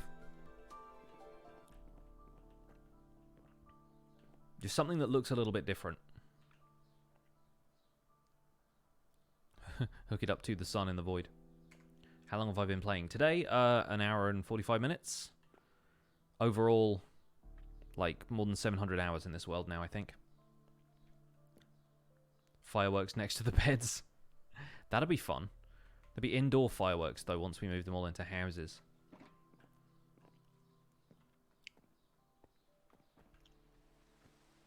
Gonna put a dome of sorts over the village? Nah, I talked about this on the last stream. I don't really like the way glass domes look in Minecraft. Like, making anything spherical in Minecraft is difficult enough, but glass just doesn't look all that good. It's got too many of the, like, the edge sections of glass show through, so it doesn't look like a connected thing. It just looks like a big mess to me. I like, you know, the idea of it being like space bubble, moon base, kind of artificial environment and stuff like that seems cool, but then, yeah, you're not going to have villagers strutting around in space gear, so. CN, thank you for the host. Need to have a rocket ship crash site. Yeah, like stuff like that is feasible, I think.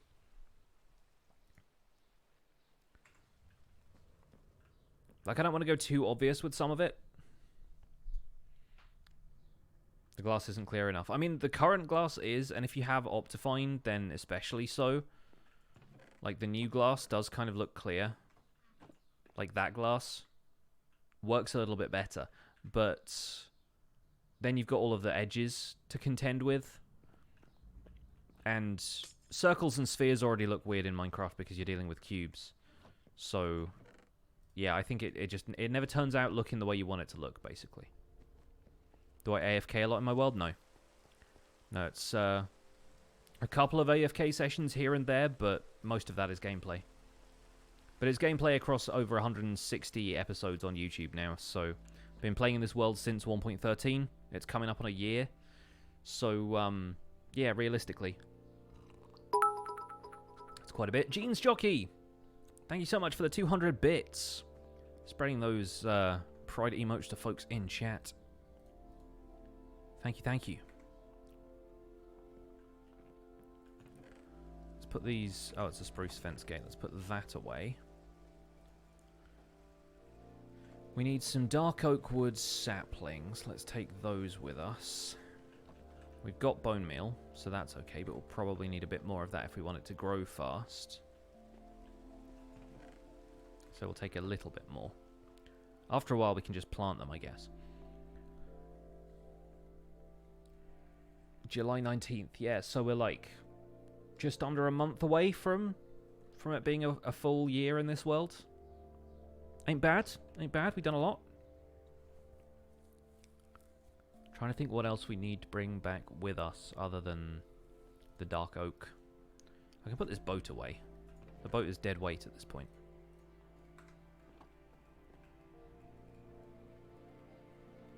Oh, did you send me a picture of Roger the Shrubber? I don't know if I spotted that or not. You're back with more tea! Welcome back, Velabella. Sounds like you've got that all sorted out. Let's bring a little bit of dark oak with us from here anyway. Plans for a 1-year episode? I don't really have any. I don't know what number it's going to be or anything, so it's just like, I don't know, business as usual. The thing about this series is that because it's a tutorial series, a lot of people might come back to it after it's current, so like whatever topics I tend to cover, people are going to come back and watch specific episodes because they want to know how to make an Enderman farm or how to find diamonds or how to raid a woodland mansion and that kind of stuff. And so anything that dates a video, anything that says like, well, it's like such and such, and like it's the reason I don't say like, you know, videos might be a bit thin on the ground because my parents are going to turn up for a little while, is because like whatever time anybody watches that, aside from the day it's posted, that information is no longer relevant to the video. So it feels like a weird thing to put in. And that's why I did stuff like the 100,000 subscriber milestone video as like a separate video or anything like that. I feel like celebrating anniversaries and stuff like that in the videos just feels a little bit weird, a little bit counterintuitive to what I'm trying to do with the series as a whole. Trying to make it like an evergreen thing, but I like the idea in principle. It's just, yeah, practically speaking, I don't see it being all that useful. I don't know. Build a big cake that you pop out of. Surprise! So this is not a thunderstorm then. I need some more food for a start. Maybe just another world tour. Survival guide, 1 year on. 365 questions. We'll save that for episode 365. Can you imagine getting to that point, though, where, like, I've done this for long enough that you could watch 1 episode a year? Like, 1 episode a day for a full year? You watch 1 episode a year, you'll be there for the rest of your life already. But if you watch 1 episode a day, it would take you a full year to watch all of them. Then again, I've made, like... I'm close to making 1 episode a day, realistically, so...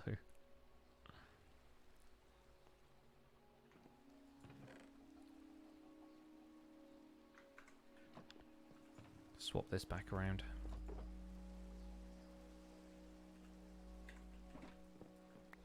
I need Silk Touch more than I need Fortune right now.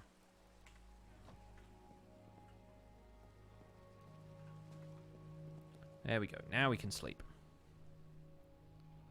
Now we're back in the right bed.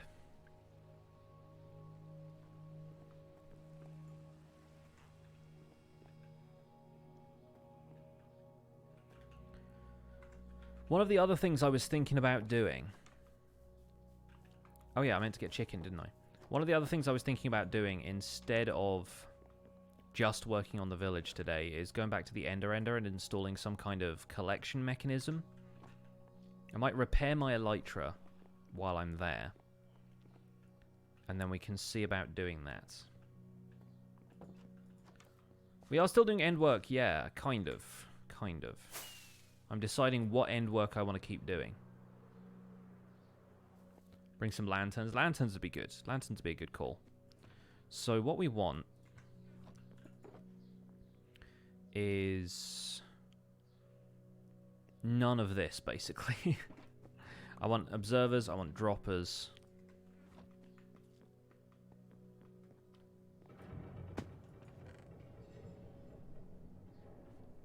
Eerie noises. So I want 2 observers, I want 1 sticky piston. I need a lever.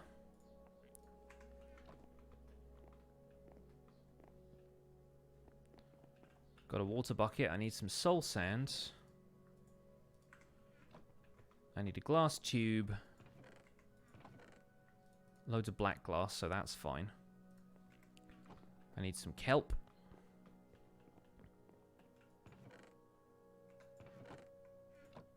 Got some kelp.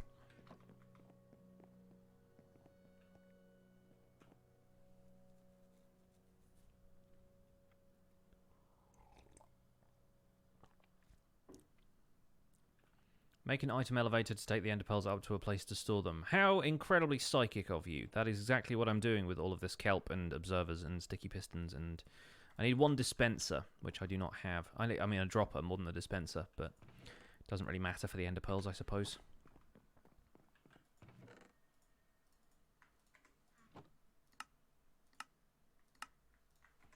Let's keep a bunch of those in this.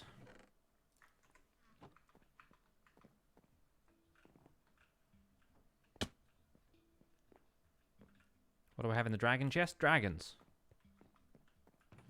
See? 6 of them.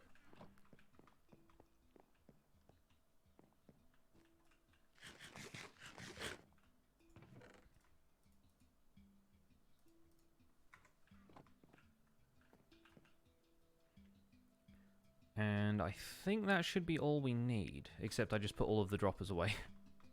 Instead of leaving 1 for myself like I planned.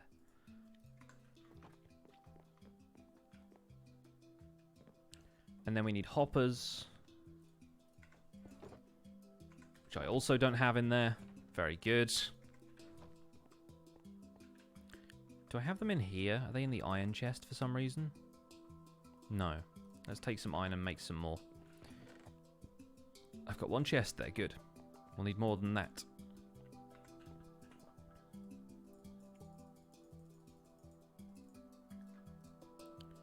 Need a lot more than that.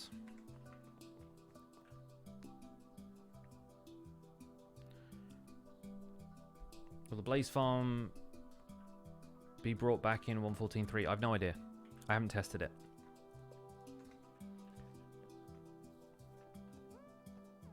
What am I up to? I am right now going to go and install some sort of collection mechanism at my Endender. The one from today's Minecraft Survival Guide episode. And the rest of the time we have been working on a village out in the end.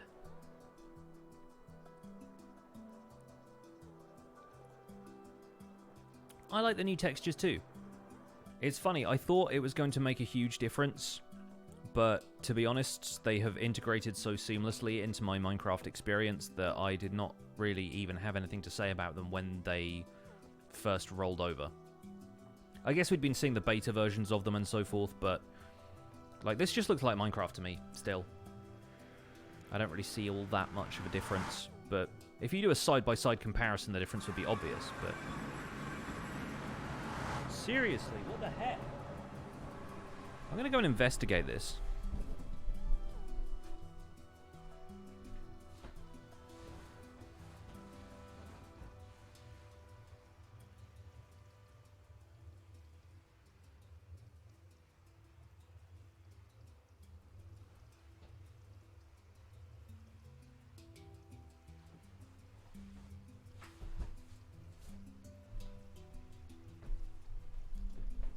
You guys hear that?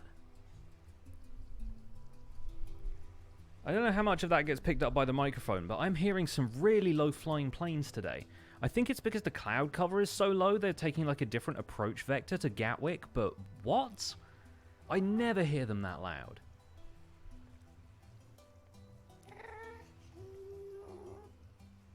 Then again, like, I don't normally have my windows open when I'm streaming or recording, but they're just really loud today. I keep getting freaked out that one of them's going to crash into the house. Really loud. It's very strange. Anyway. The fox is making a plane noise. And I wish they made plane noises. Be better than the noises they currently make. Yeah, you don't hear anything now because I've stopped freaking out about it. And planes move very fast, so it was gone after a while. But I mean, it's just a really, really low-flying plane.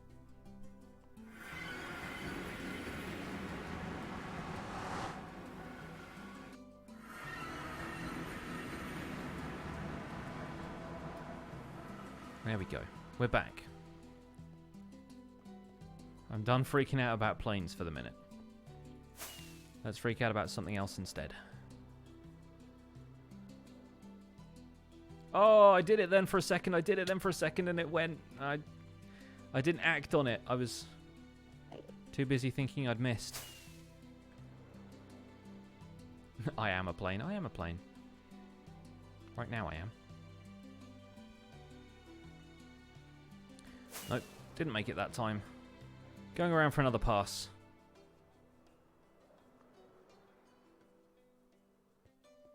Nailed it that time. Good stuff.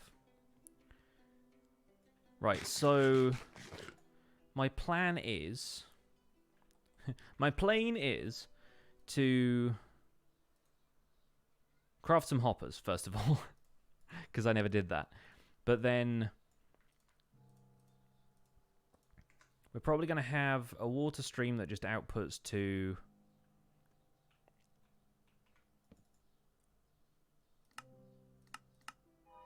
a couple of hoppers, and the hoppers will output to a couple of chests for now.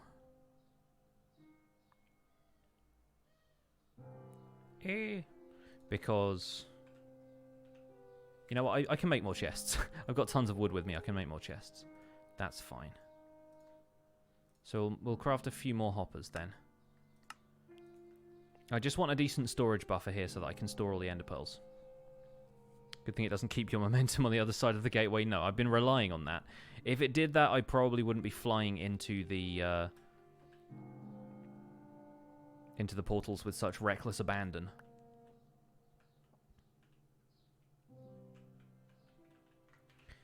So this is going to be interesting. I'm not quite sure how we're going to be able to pull this off. But my elytra durability is fine. Oh, the wife's here. Hello. Hello. Yeah, there we go. Mrs. Riff's in the house. How are you? Hope you're having a good morning. I'm out here in the void. It's a bit scary.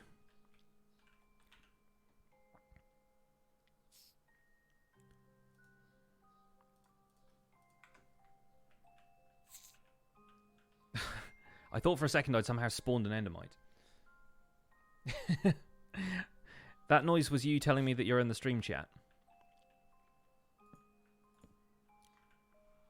Hang on one second. How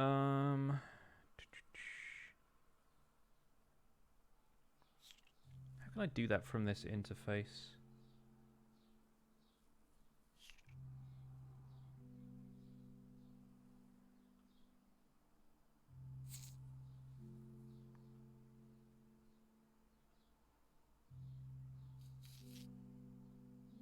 Right.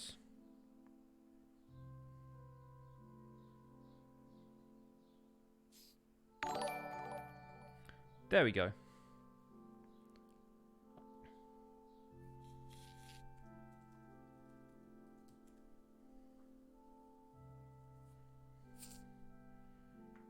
The mother-in-law says hi. Hi, Janet. Hope everyone there is having a nice morning. So I think, yeah, if I...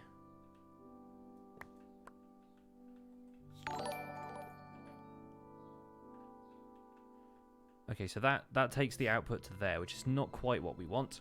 Coco, with a Twitch Prime sub, thank you so much for subscribing. Enjoy your emotes. Welcome to the Pixels. You are 1 in a million.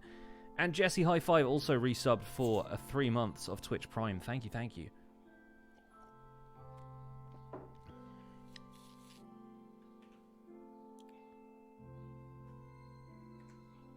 She's in the chat, yes. Yes, she is. Having tea and waking up sounds good. Sounds good. I've been drinking tea steadily for the last 2 hours. But I've got some of the Coco Cabana cooler in the... I used the giant teapot. This is the stream teapot. It looks like it's wearing a little top hat. Right. I want this to go a little bit further out, and it needs to go straight into a dropper. So what we need to do is a lot of very careful acrobatics. And lots of slab placement. And then we need to hold the dropper there. Okay, good.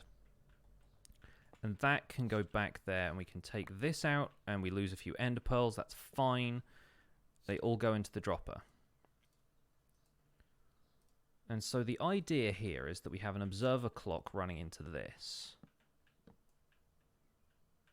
So the first observer is going to have to face that way, not that way. We're going to lose some items at some point during this process, and I'm going to be very annoyed by that.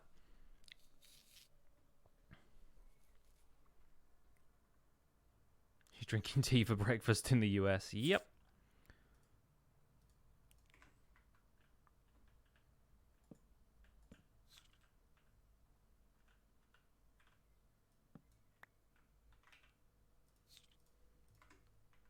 So we need to have an observer facing that way. Okay. Now we're cooking with gas. And this is going to go up around here. And that's where we need to start our water column. This is freaking me out right now, man. Doing this stuff on stream is very different to doing it on a video as well. Can I place kelp in here? I can. You can place kelp on droppers. Okay, good.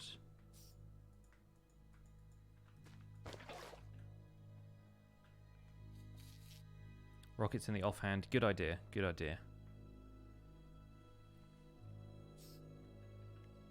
The Enderman somehow reached and killed the minecart endermite. Yeah, you need to put carpets in front of the endermite now. I've managed to get it done with just one column of carpets there, but you probably need more. How am I recording Minecraft through OBS? Am I recording the windowed version or recording the entire screen?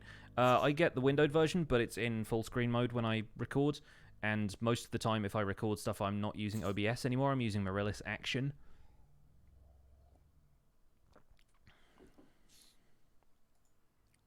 So that's already full. Great.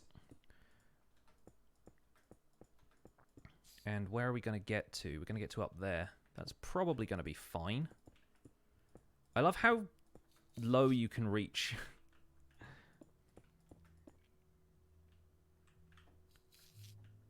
That's going to spawn an Enderman in a minute. Need to light this area up. And then getting back up here is going to be a challenge, so I might just go from here. Yeah, we'll do it like this. Who cares if we lose a little bit of glass? We've got tons of this stuff. Just don't want any Endermen to spawn in places where they're not supposed to. And once I get 23 blocks away, that's going to happen. So, when does Mrs. Riffs get back? Kay, when do you get back? You're in the chat. You may as well answer that, because I've been giving very vague answers so far. That's what happens when I have rockets in my offhand. I occasionally waste them.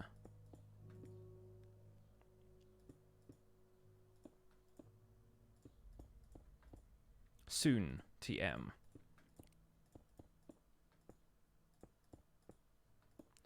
In a couple of weeks. That's what I've been telling people. Been saying it's like, yeah, 2 weeks, 10 days-ish.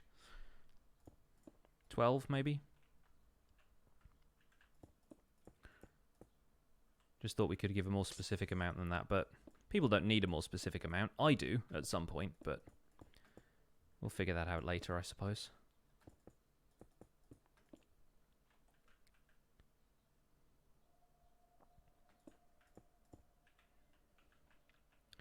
And now, we stretch these out across here, and then underneath this we make some chests and some hoppers.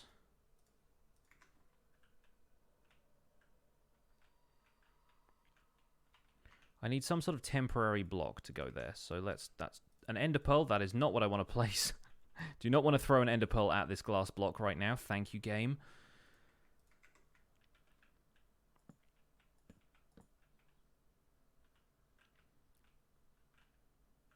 I need one more temporary block, or I just need to get back up there. I don't like that. I don't like that at all. Nope. Let's try again. Yes. Better. No. Bad. Die. Okay. Normal service has resumed. And then along here, oh, we only have 3 hoppers left.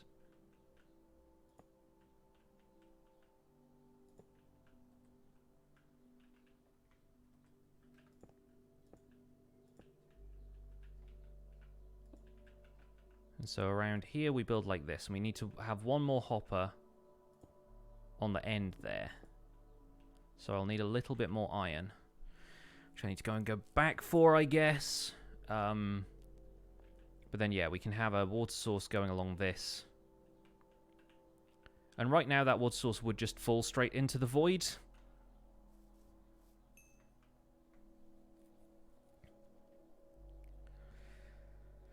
Okay, this is so nerve-wracking.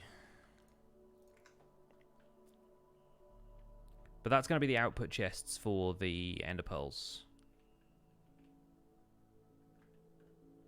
And none of that should be spawnable, but if I put a torch up there, they won't be able to spawn naturally here anyway. And I don't think they'll be able to teleport up there. We can double carpet everything if we need to, but I don't think that'll be necessary. I don't have any iron in my ender chest. Pretty confident that I don't.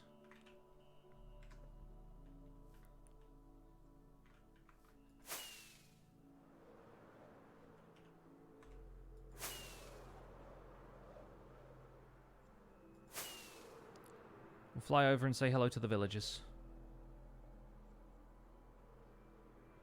Oh, they're all in bed. Most of them, anyway. Yes, consider me very happy that throwing an ender pearl into the void does not do anything.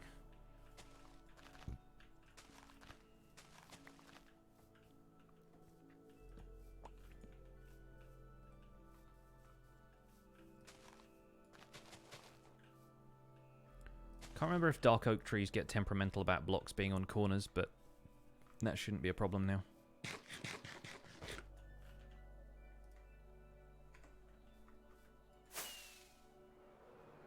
Right. Let's fly smoothly into the gateway. Could have been worse.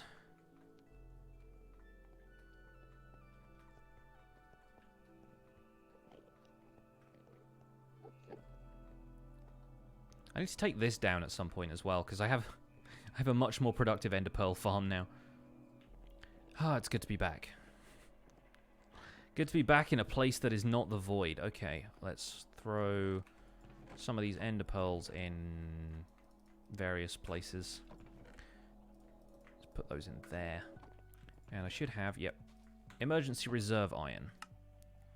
Very useful. I'm still in, like, concentration mode right now, so forgive me if I'm not looking at the chat as much. Need to make some more chests anyway. So let's just get a few more of those, and hoppers. Might as well. Then we need sticky piston, we need a lever, we need some sort of block.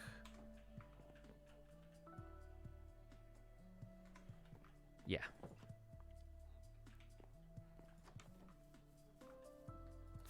Should be okay. I'm glad you enjoyed the extra stream yesterday. Carpets. Do I have a working iron farm in 1.14? No. Because the mechanics are going to change in 1.14.3 anyway, so there's no point in building one right now, because you're going to have to rebuild it.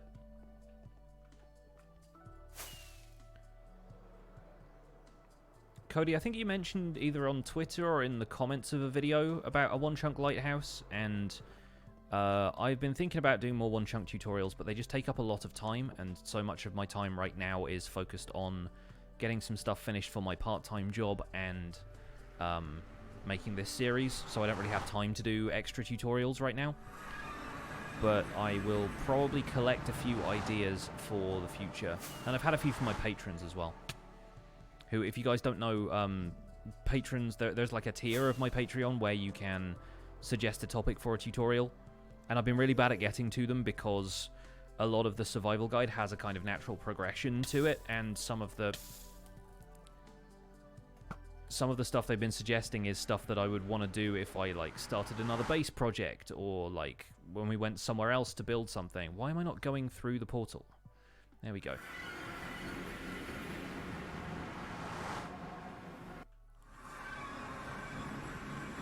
My part-time job is not asking personal questions. You should give it a try sometime. No, I do tutorial videos for a software company, but I won't say who because I'm a professional. You missed the bonus Saturday videos.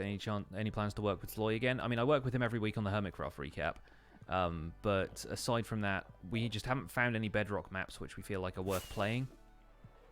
And he's quite busy with other projects, illustration work, Truly Bedrock.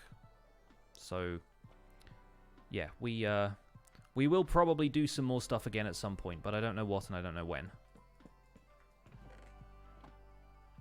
If we wanted to add another row of hoppers underneath this, in theory we could. But for now, I'm okay just letting this be.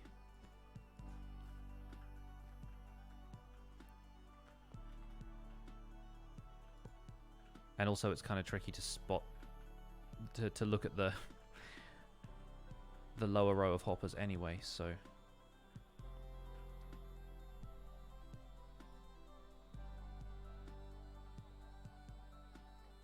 Thank you, Paranor.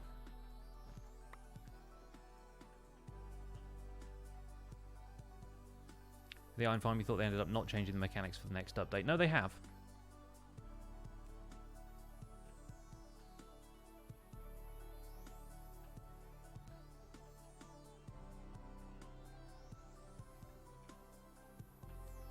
I guess now the only thing to do is place water sources and hope, right?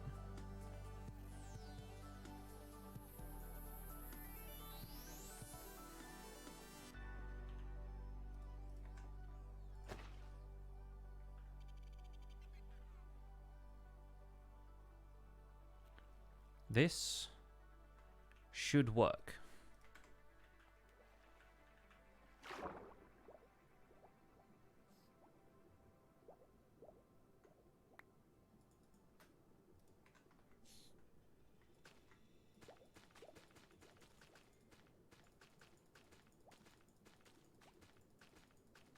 I want to make the glass too high. Yeah, no, I'm planning on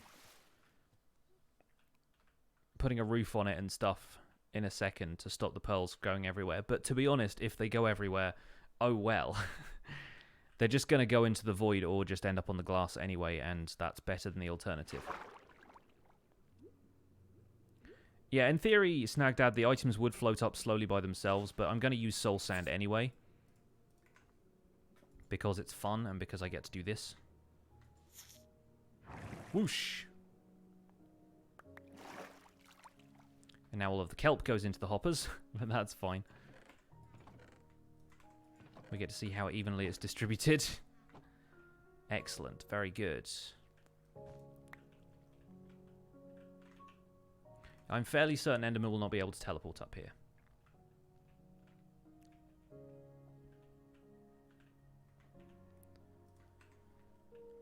So now we set the clock up, and then that should be everything we need to do.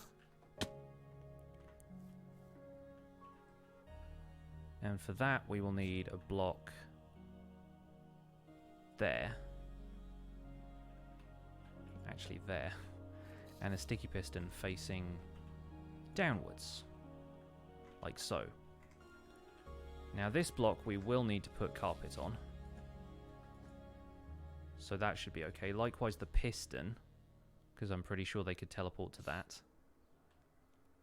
And for good measure, let's put some on the hopper. Alright. Now remove that, place an observer facing that way.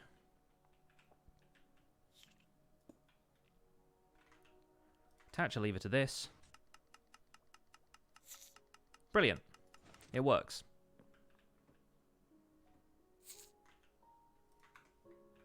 And yes, we'll get the fireworks back in the offhand. Or the hotbar at least.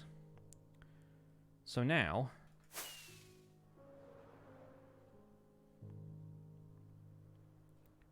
as long as we are careful here, and we build a nice little glass tank on top of this, we should have an effective, working Ender Pearl collection mechanism.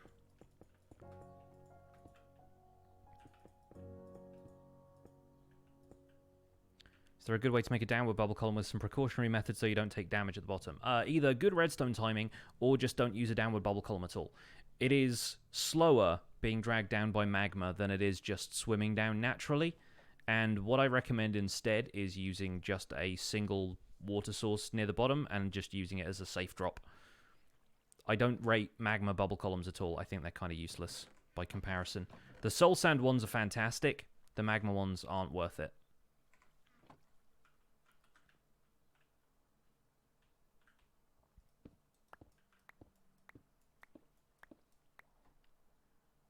May as well tidy this up while we go.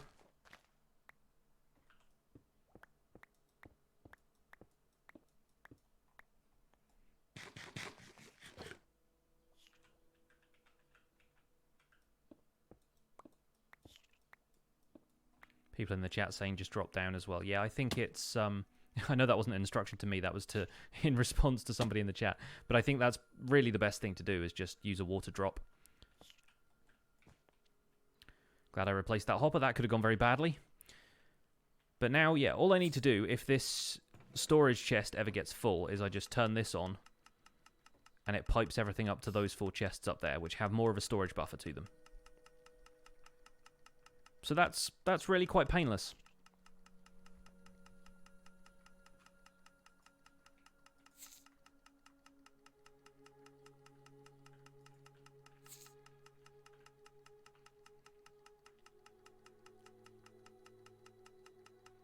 Sorry, you're new here. Yeah, this is my Enderman farm.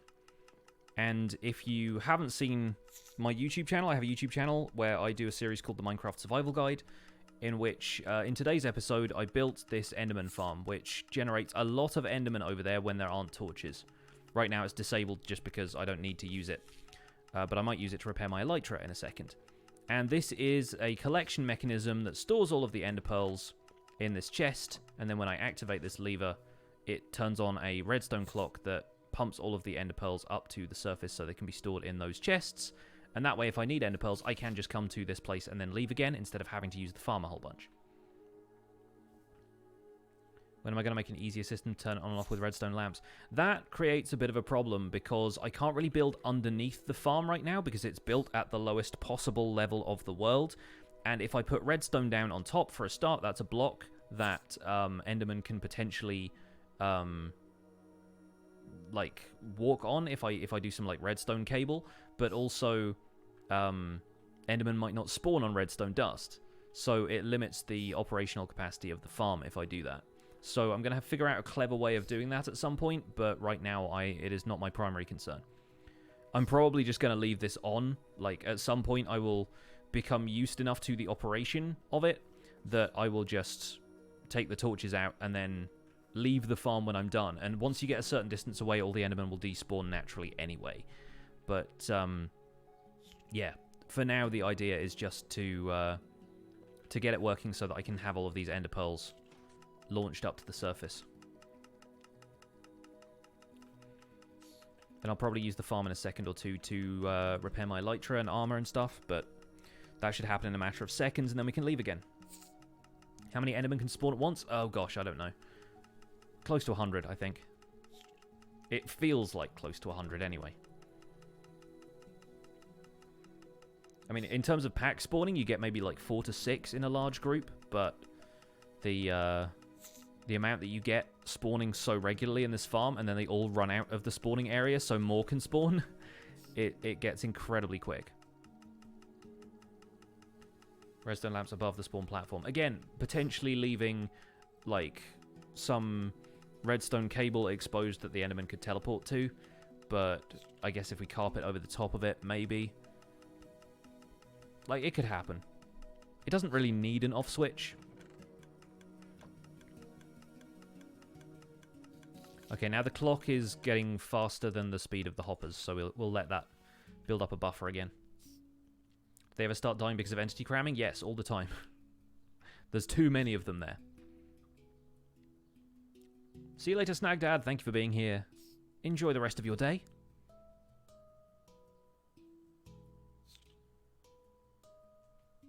Right, I'm going to take a very short break right now. I need a bathroom break, and I'm just going to finish my tea before I do. And I'll be right back.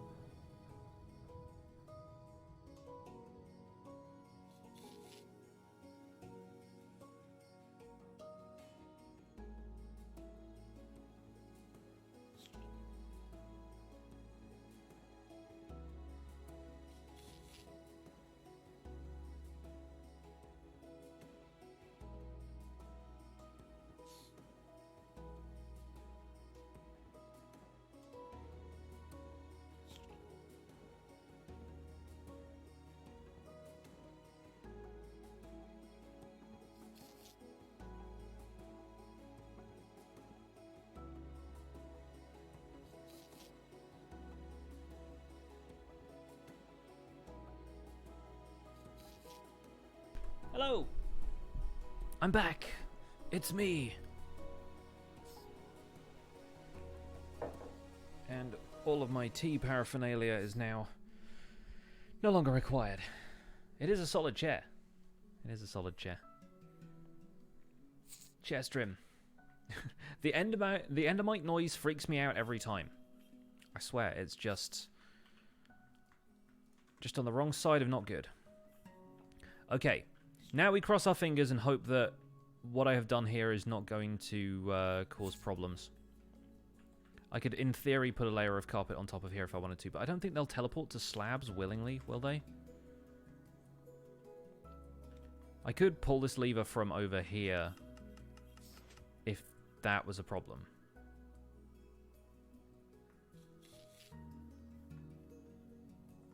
But I don't know. We're going to find out one way or the other.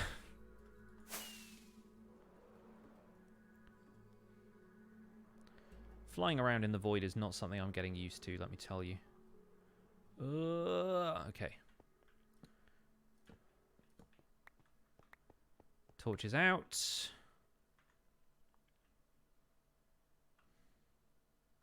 Put down carpet just to be safe. I've only got 2. So I might just take away the slabs.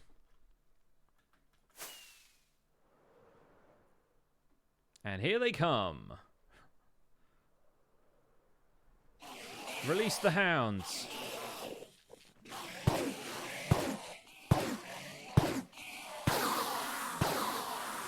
Okay, doesn't look like any of them are teleporting to the slabs, which is good.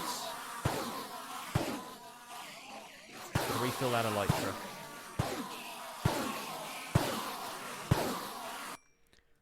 Let me turn these noises down. Sorry about that. Ah, the sound of XP flowing into my various accessories. And yeah, we can fit some obsidian to the back there as well. We'll do that another time. It doesn't even have to be obsidian. It can be anything that just doesn't break easily with a sword or a fist. But yep, this is getting laggy already. That's just the sheer amount of XP, really. If I look this way, frame rate is fine. And now they start dying of entity cramming.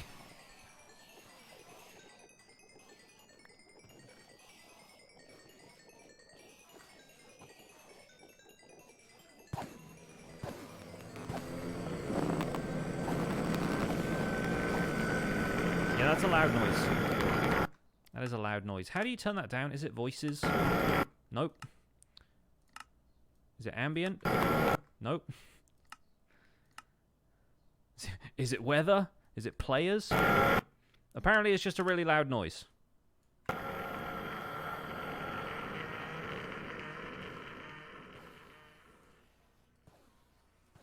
There we go. Nice and quiet. Peaceful.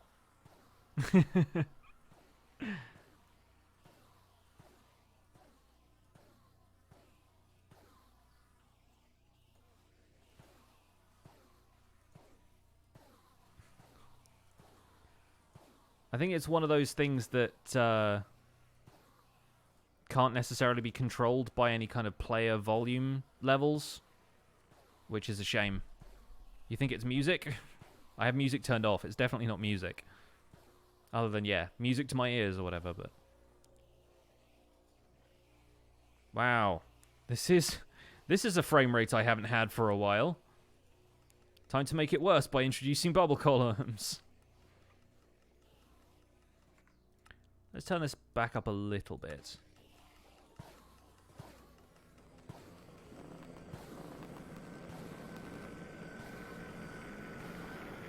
Yeah, the only reason I'm not repairing my tools way faster is because basically everything I'm holding has mending.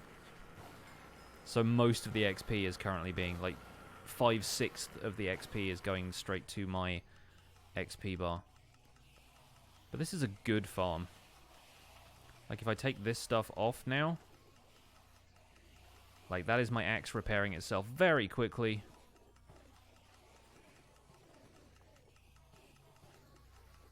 And we're good. Onto the shovel. That's good too.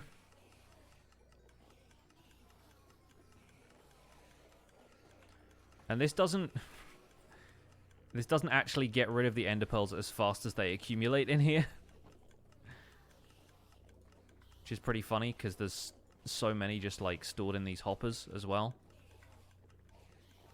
And you kill so many endermen. Like, the other day, when I checked this, I had killed maybe 2,000 endermen I think. Yeah, so we've killed probably like another 500 just while we've been standing here. This is better than this is much better than the Guardians. Definitely. But now I'm not wearing my elytra, and if I jumped off of the island, I would fall into the void. So, probably time to leave, methinks. I don't think it'll be a problem for me to leave this clock running, because I can just come down here and reset it if I want to. The next thing, really... Oh, a little bit more XP. The next thing, really, is just to create a safe way of getting down here that doesn't involve me flying with fireworks. So that's probably going to be the next step.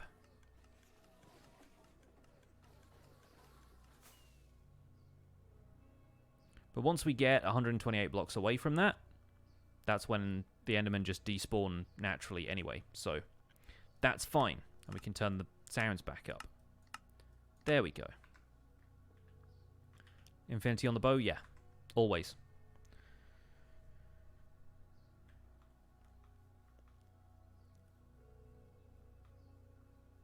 Think it's worth keeping ender pearls? I mean, yes and no. Like, up to a certain point, yeah, it's worth having them because I'd rather have them than not.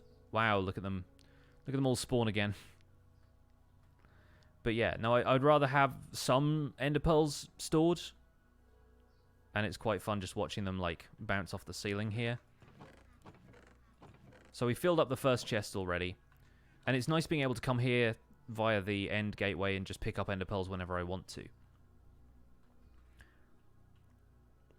But eventually you just end up with way too many of them, and yes, throwing them into the void makes sense at that point. But we've done that. That's a satisfactory addition to the world. If I've ever seen The Usual Suspects, it's one of my favourite films.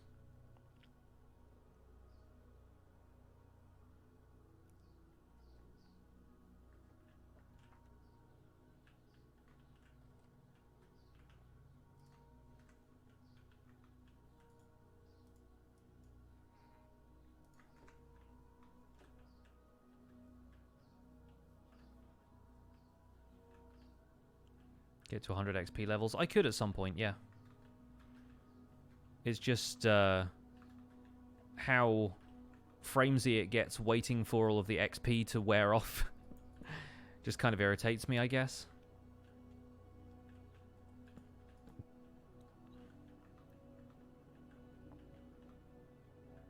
Oh, that's right. This is slightly different here, isn't it?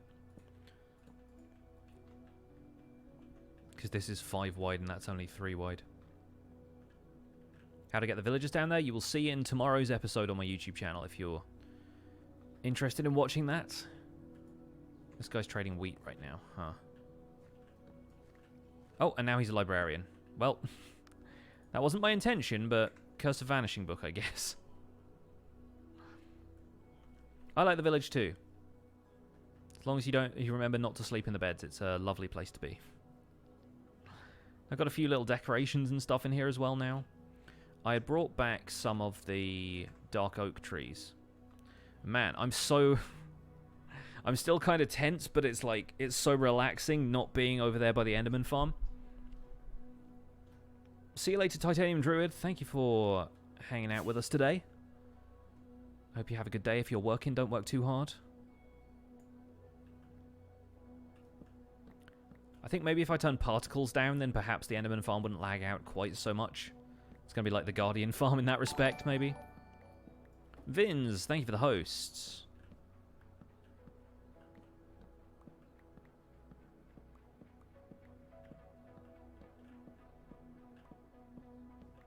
Thought I was in the overworld for a second. I love that. I love the fact that this is kind of confusing people a little bit.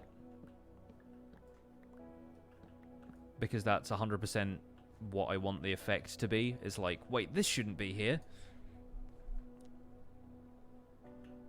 Fellow Depth, good for you.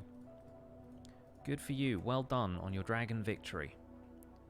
Weird flex, but okay. Can I show the Guardian farm? I can do that later, yeah. I can't show it right now because I have a little bit of work to do here in the end before I want to go back to the overworld, but if you stick around, I will head over to the Guardian farm a little bit later. If you want to see it right now, you can go to my YouTube channel and watch the 2-part episode in which I built it. Just like the end room in the overworld. Yeah, exactly. I've already had a couple of people, when that room appears in an episode where I'm not explaining it, I've had a couple of people go, wait a minute, how do you make a nether portal in the end? And I'm like, you don't. It's a sneaky, sneaky trick. An illusion. Everyone's a librarian. I know. I just brought a ton of lecterns out here. I decided if I was going to make a village out here, then I may as well have some trades I was looking for. And one of these guys has an Unbreaking 3 book, unless their trades have reset, which they don't seem to have actually, which is good. Is it you? It's you. He's got Unbreaking 3 for 33 emeralds, but then emeralds are easy to farm, so the price is kind of immaterial after a while. Any plans on making custom biomes? Look around you. Look at this custom biome I have built in the end. No, I will make some other custom biome stuff. I'm planning on making a ski resort at some point. I so nearly right-clicked on the bed just then.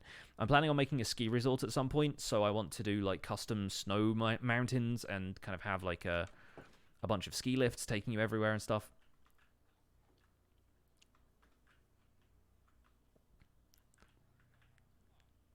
But yeah, custom biomes, ever heard of them? Well, look at all these grassy plains above this void sky. How'd I build this in the end? I brought all the materials here and built it by hand. And to see how I got the villagers here, watch my YouTube channel tomorrow. 1 block at a time. Always 1 block at a time. It's impressive. Thank you. Glad you're impressed. I'm very happy with it.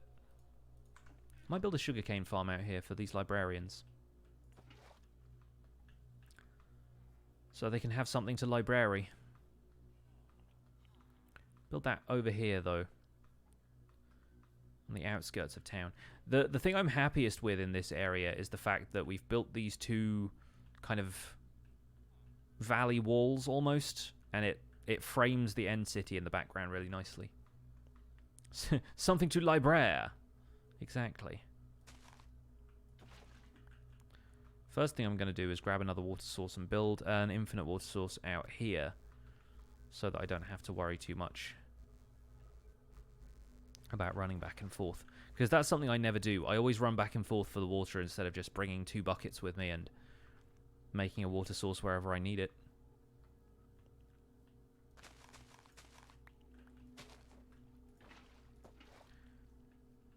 So,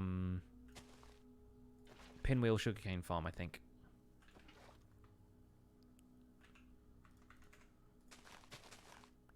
May as well start with a stack.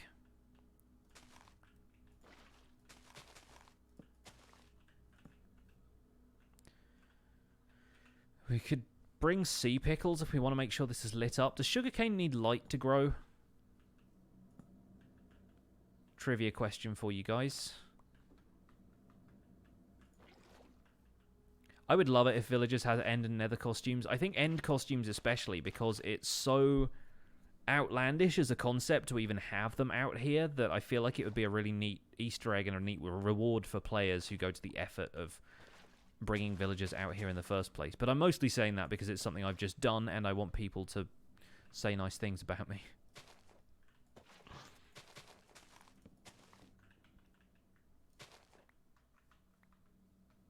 Will crops grow in the end? Yes, they will. They need artificial light in order to grow, but they will grow. That's why I'm wondering about sugarcane. Sugarcane doesn't require light. Okay, good. It means I can fill this entire area with sugarcane and not have to worry about the torches then.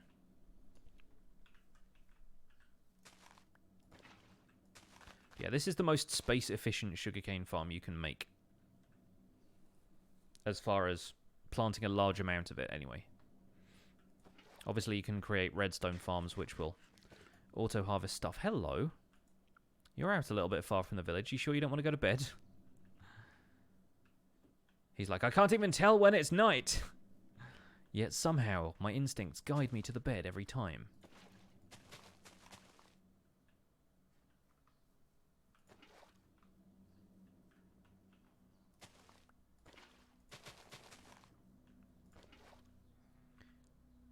How you got villagers will come here, but good to know because you accidentally almost killed off a village and you need to know how to move villagers to breed them. Well, if you're just moving them around in the overworld, then that's not a huge issue. I've already done an episode or two about moving mobs and how to move villagers specifically, because the first thing I did was brought them back to my base because I found a guy who had a mending trade, and you can move villagers around in boats quite easily, is the short answer.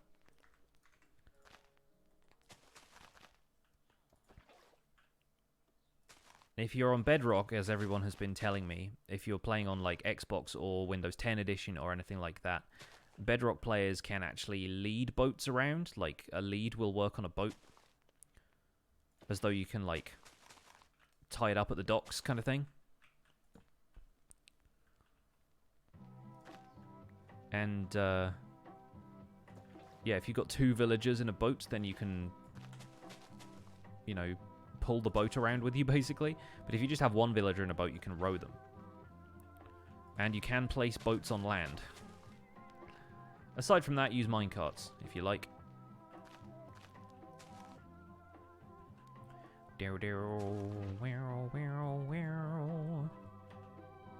Alright, that is all the sugarcane I had. So, let's plant a few more water sources over here. And let's wait for this to grow. Grow, my pretties. Is everyone in bed? They are, by the looks of things. Very cool. We're going to put trapdoors in the water. I could do.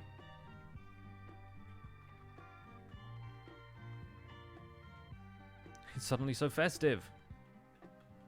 Sugar, not cane. Sugar, ask Rob. Hey, Rob, how are you?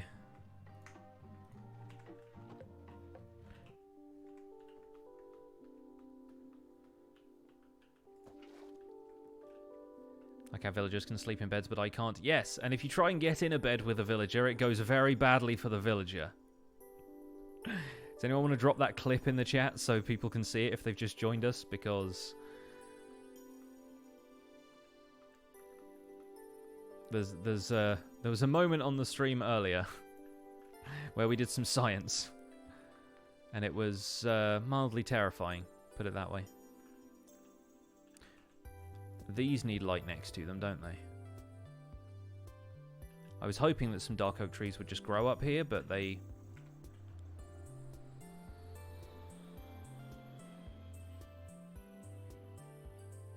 Do you guys hear that? Or is it too quiet again? I guess the music is playing in the background. Very low flying planes today.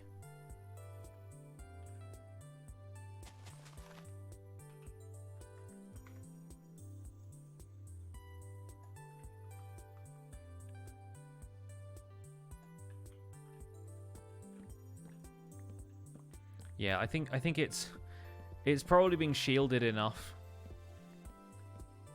by like the windows and the position of my microphone. That was a great clip. Yeah, we have some fun on this channel occasionally, from time to time. We have been known to splode some things, and villagers included.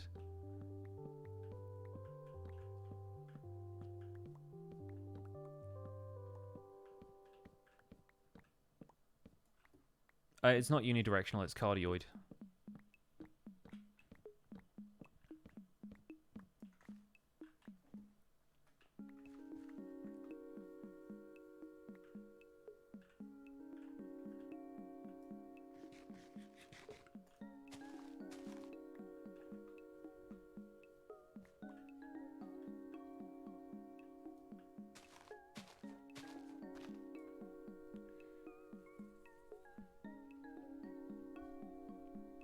How is it 12:30 in Michigan?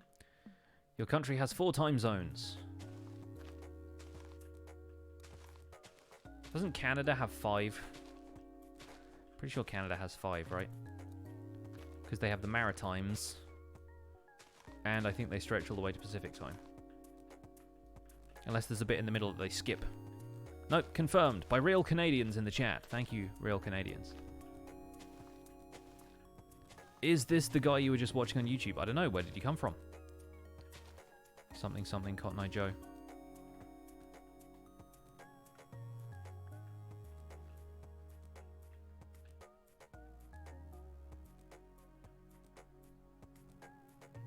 How China only has one time zone. It is state time.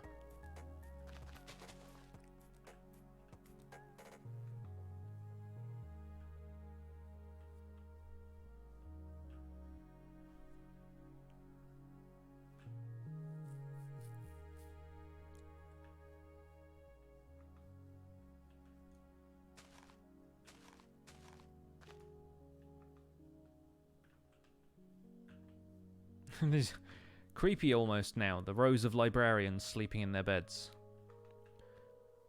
Not one of them has grown up to be a farmer and work the land like an honest man.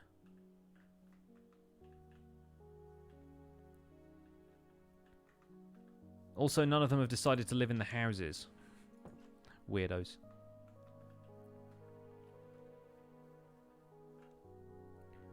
Does Phantom AI count days in the end when tracking the amount of days a player has been awake? Yes.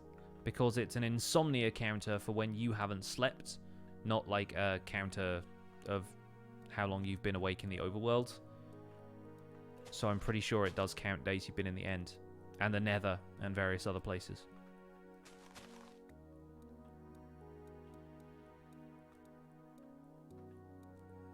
They're just camping. Camping under the stars.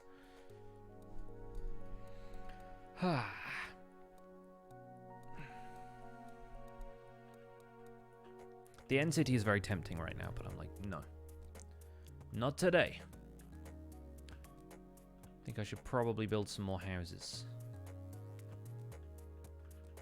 Or we could go get some more grass and I could expand this area some more because I do want to do some more terraforming stuff. I don't seem to be using the houses right now, so why would I build more of them anyway?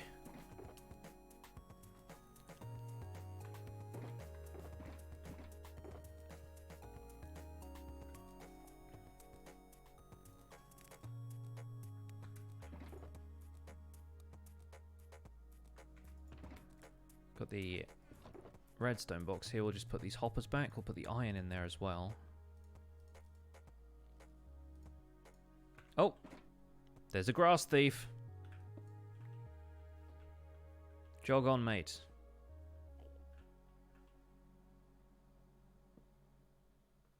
He took it. I saw him. See? We can't be having this.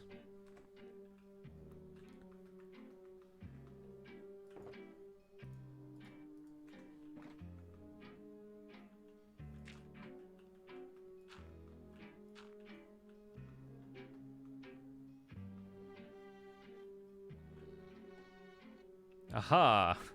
You've returned to the scene of the crime.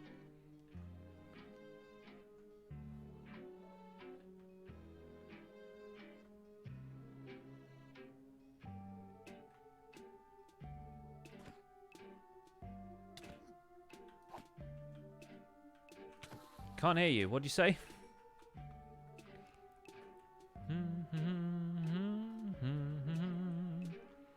Just gonna return this to the village.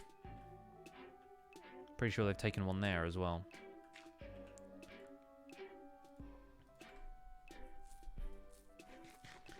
What's the plan with the end village? Eventually we're going to just prove that you can do a raid in the end for giggles, and then... yeah, I think we will probably not spend too much time out here. But the whole point of the end village is just to prove that we can, more than anything else. This is like the little village that could, you know? So, yeah, I don't really have a distinct plan for it. We're not going to turn the whole thing into like a set of villager-powered crop farms or anything, because it would be a pain to come and visit them in the end every time I wanted to get some carrots. So we're going to do that stuff where it's convenient to do in the overworld. Hey, look, our first sugarcane is growing. Yeah, we're going to do that stuff in the overworld as well, but we're going to... just have this be a fun project to prove that it is possible, basically. And yes, you can do raids in the end. Obviously, pillagers don't spawn here, so you got to go and get Bad Omen from somewhere else. But once you have the effect, if you go anywhere there is a village, whether it's the Nether, the End, or anywhere in the overworld, you will be able to trigger a raid, and the pillagers will turn up.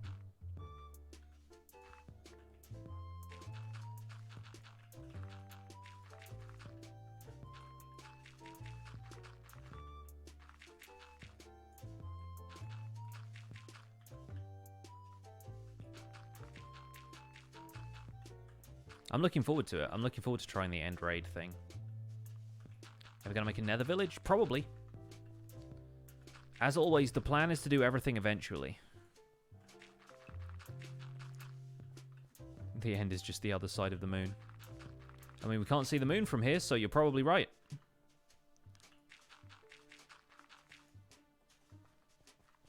Did you know there's dragons on the moon? Do do do do do.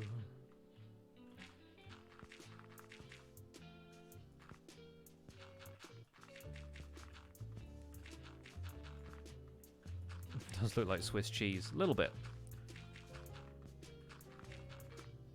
Not even Wensleydale.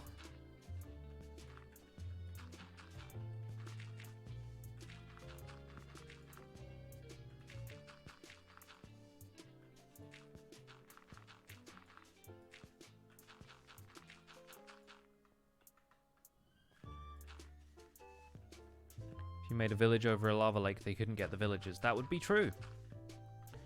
It would be quite funny to watch pillagers just run into lava of their own accord.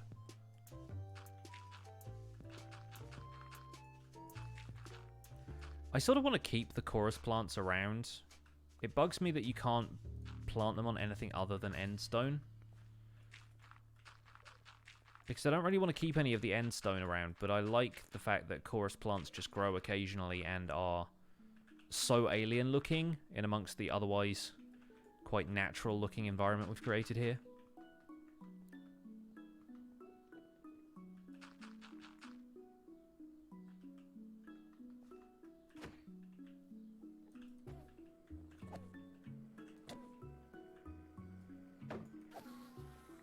Give me back my grass.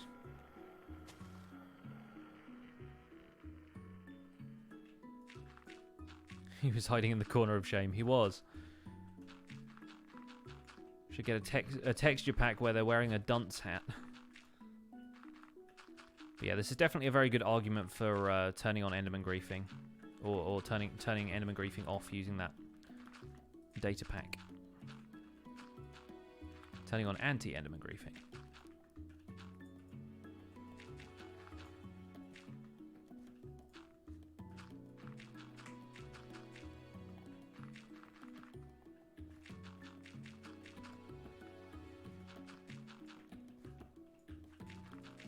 And builds like this where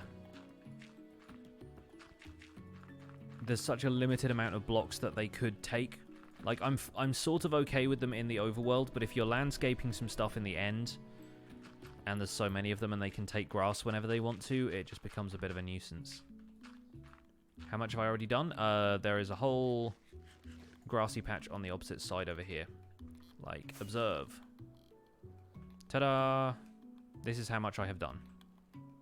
Oh, we've got an iron golem! Oh, legends! An iron golem in the end. Is he going to go after the Enderman? Is he going to be the savior of the grass? Look at this absolute legend. And this isn't as weird as having villagers here, because you could just build one. But that is a natural, villager-generated iron golem. Get hype. Now watch them generate about 15 more, because they don't know any better yet.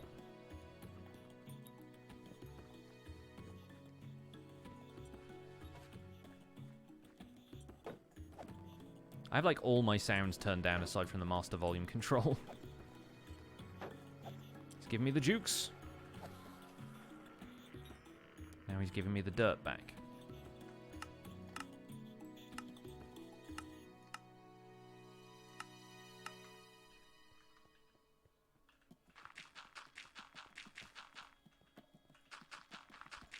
I have noticed a couple of times that the Enderman will take a dirt block or a grass block and they'll just plant it somewhere else.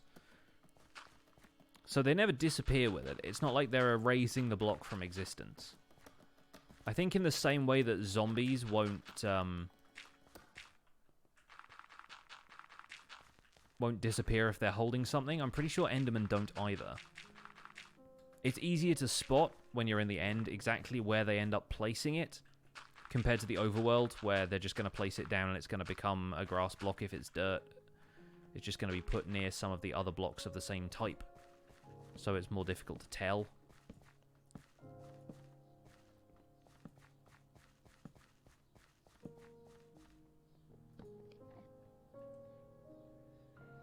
Does grass grow naturally? It will grow over the dirt. Like this, but it needs enough light to do that, which is why I'm spamming torches around right now.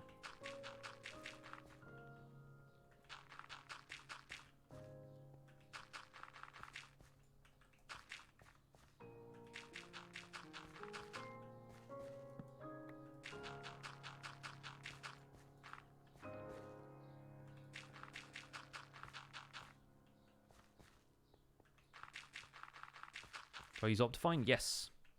Ta-da!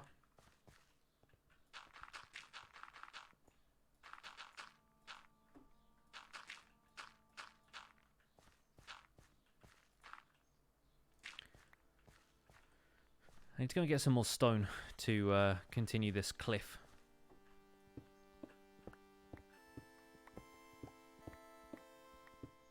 And I'm going to upload this to YouTube. I have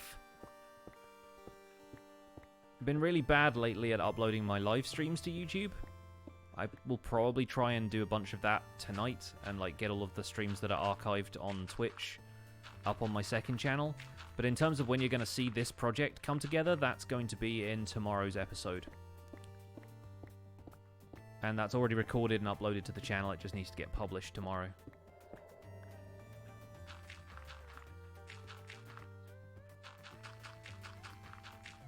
Is it like swirls in the cliff? Yeah. I kind of imagine them being like the contours of a bismuth crystal. The way those generate with that natural kind of inward spiral thing they do.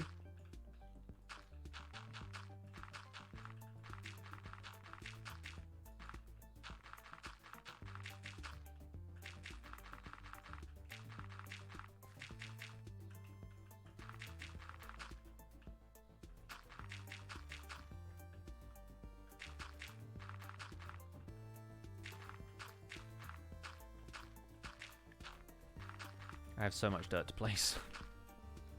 But I think this cliff is going to come out, like, on a diagonal there, so we probably just need to go around it like this. Yeah.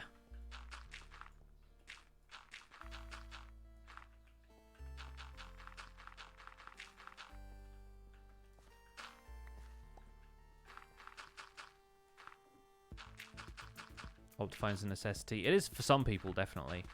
For some folks who've got, like, hardware that doesn't perform so well. But it's also really nice to have for shaders if you want shaders, and the FPS boost does help certain people. And also zoom. Zoom is good too.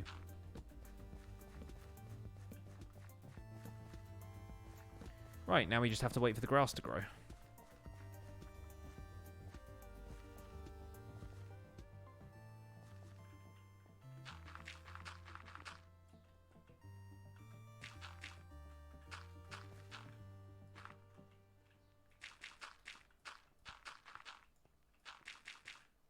Thanks, glad you like the walls. I think they're quite fun. Playing a 2011 MacBook Air, yep. Optifine then.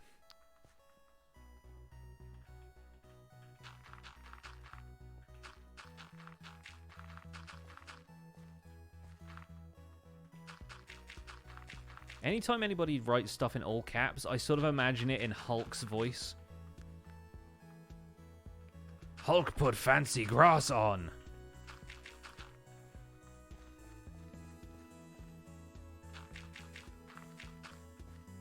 What's my opinion on realistic texture packs? They never look realistic.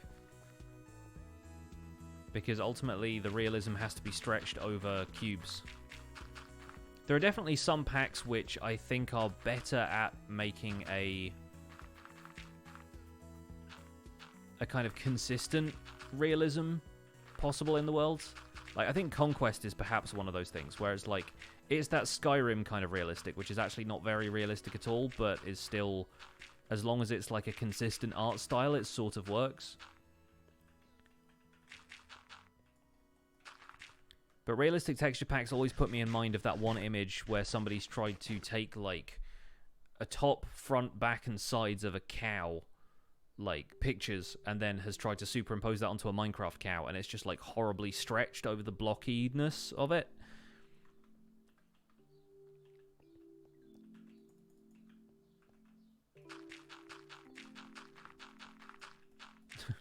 Hulk want green on all sides of block.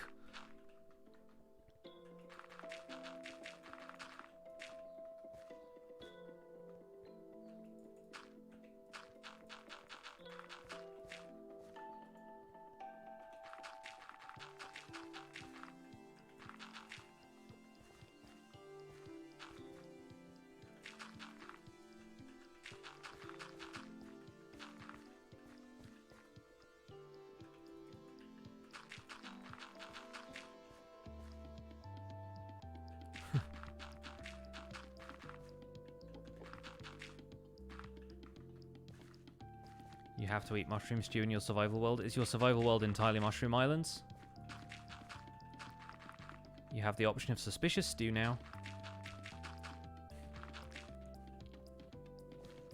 Will my channel have hardcore Minecraft content? Probably not.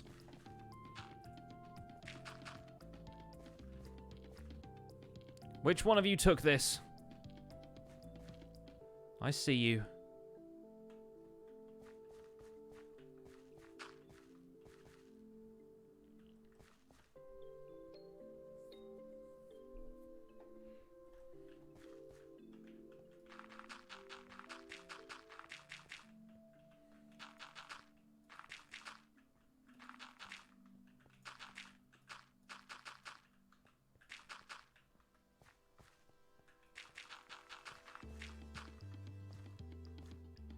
Gotta go back to work. No worries.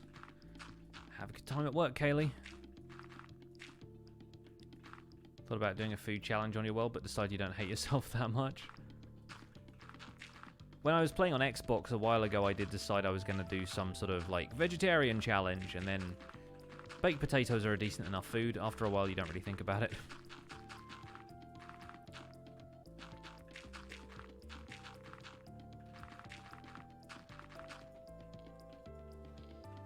The iron golem is slacking. See? See? At least it's dirt and not precious grass. But still.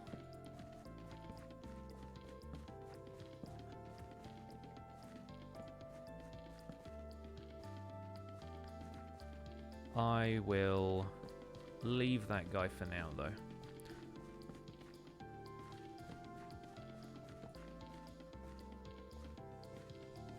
The grass is spreading. Hopefully he will put that block down somewhere productive.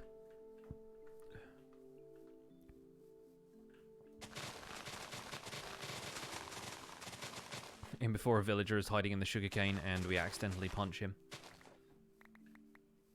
Never trades with us again.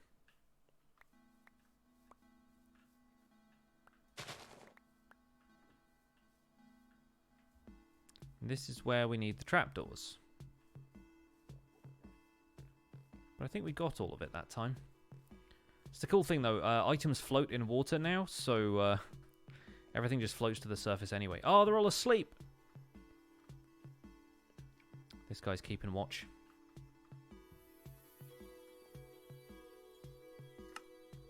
Okay, you got some paper to trade when everyone's awake.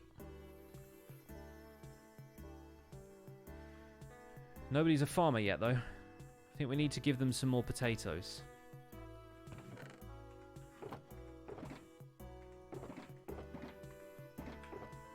Where did I put all the paper? There it is.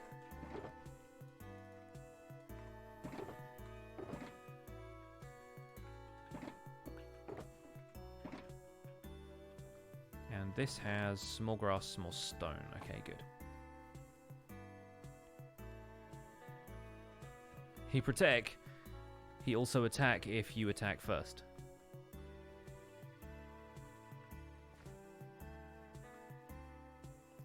Put down the dirt block somewhere productive.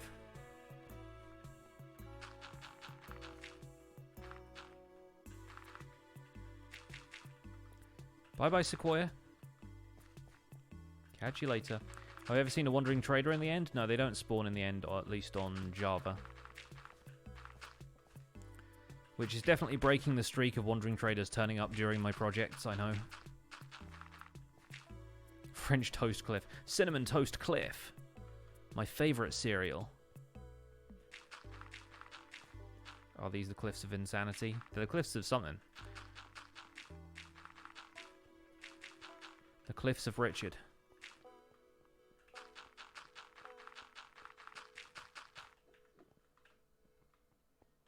Enderman, the world's slowest landscapers.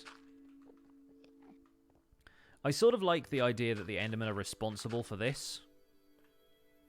And they've seen the cliffs in the overworld and they're just like, that's what it looks like, right? Those natural stone formations. And you're like, not so much, mate. Hello, anonymous Minecrafter. I am terraforming a section of the end today, because I have started a village out here, and I want them to have a nice big open area to roam around and not annoy the locals.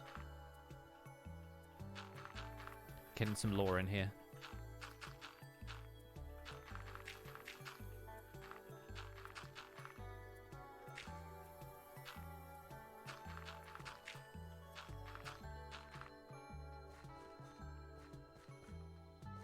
The Endermen are stealing my grass. That's what's happening today.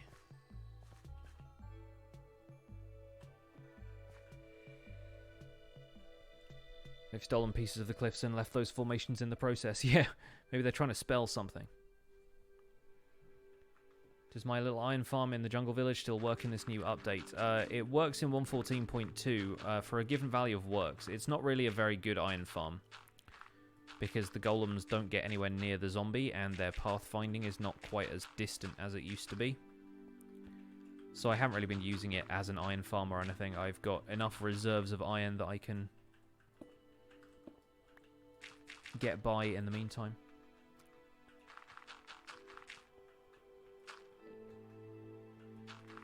Wandering Trader doesn't spawn in the end, they don't sell any end items. Yeah, and can you imagine finishing raiding an end city and coming out and there's just a guy with 2 llamas standing out there trying to sell you some saplings and some sand?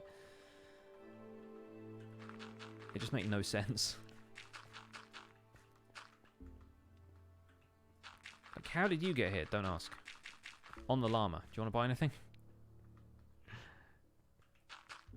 Space llama. Can animals spawn since there's grass? Nope. The end has its own rules for spawning stuff, which is it's only Enderman. And shulkers, I guess. But it's not like playing Skyblock, where you can have naturally spawned animals just because you're here. The dimension itself dictates that you can't have anything naturally spawning here. Well, that one's gone.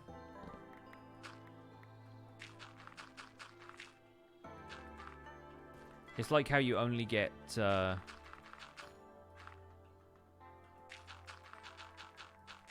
mushrooms on mycelium in mushroom biomes.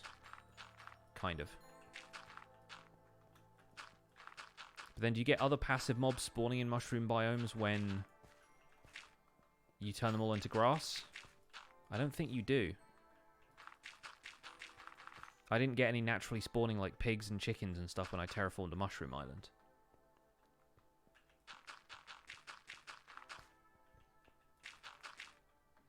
Is there any spawn mechanism for shulkers that can be exploited? Nope. If you want shulkers to be a renewable resource, you have to use a data pack that changes the way things work naturally.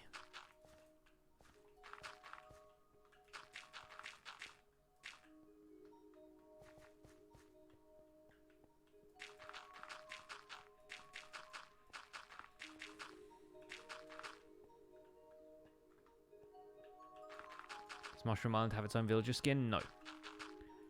The villager skins are Savannah, Plains, Tiger, Snow Village, and Desert. And then you have the 2 bonus ones where villagers don't generate, but you have Swamp and Jungle outfits as well.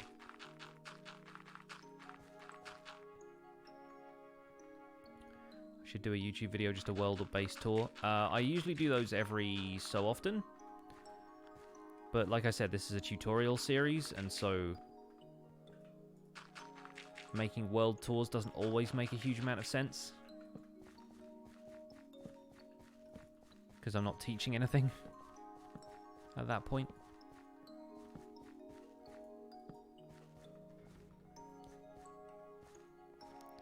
How do you delete chunks? Got a video for that. YouTube.com/pixelriffs.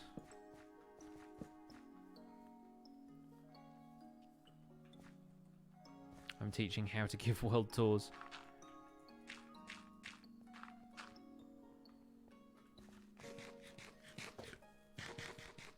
You get bells from blacksmith type villagers, so toolsmiths, weaponsmiths, and the other one, armorers. Basically any metal workers will trade you the bell. How much of the end am I terraforming? Basically this whole island, which is quite a large area. I could contain it to a small area if I want to, but I kind of like the idea of having a big expansive thing. I might stop it around here and like cut this one off. Oh, there's another end city there. It's a thumb, but it counts. So I might stop about here and maybe like use TNT to kind of blast a trench there and cut that island off. Because I really don't want it to be enormous, but I want it to be like there's a giant section of the overworld just hanging in the void here. That city is tiny compared to the other one. Yeah, it's what I call a thumb. There's like 2 rooms in it, and they're just kind of squat and useless. Not that thumbs are useless, but you know what I mean. Right, I think it's time to spread the love. And by that I mean give these villagers potatoes. What do you reckon? 16 each? Should work out.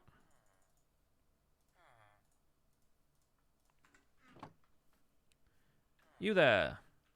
Receive potato. Potato for you, sir. Potato for you. Anybody else? Potato.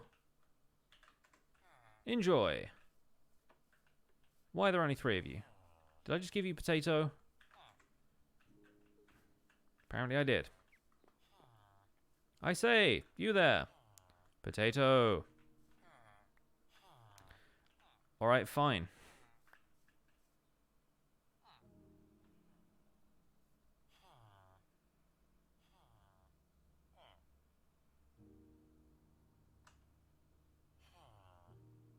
Potato. I will blow you up.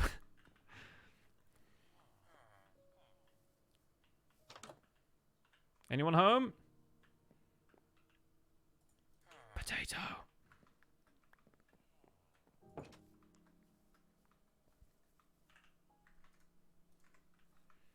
Potato. All right.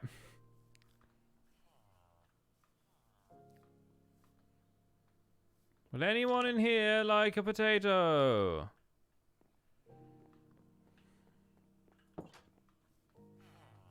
How many of you are there right now?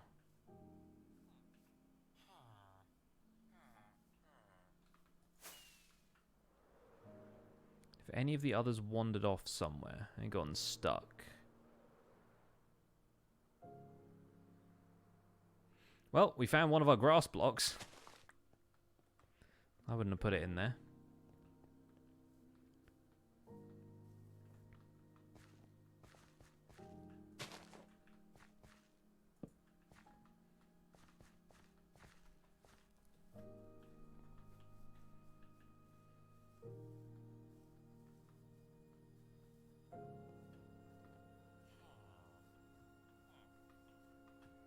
The question is, Is that all of them?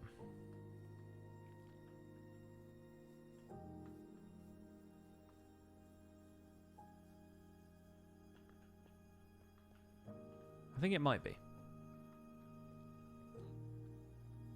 Does the beacon work in the end? It should do.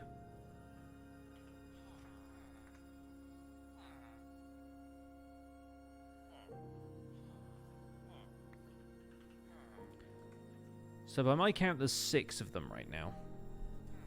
Got 1, 2, 3, 4, 5, and then we've got the 6th one over there in that house. I think that's how many there were before. Because we had a couple of babies.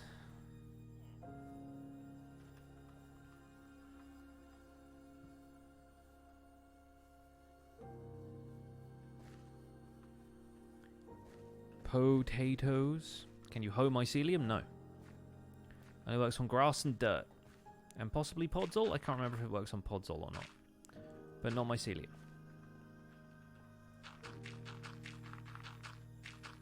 At least I'm pretty sure that's the case. And build an end island in the overworld. I already did. My stronghold portal room basically looks like some end islands.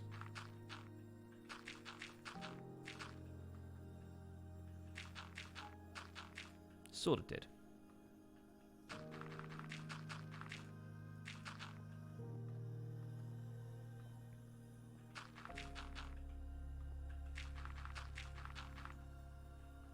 What about tea? I haven't got any left.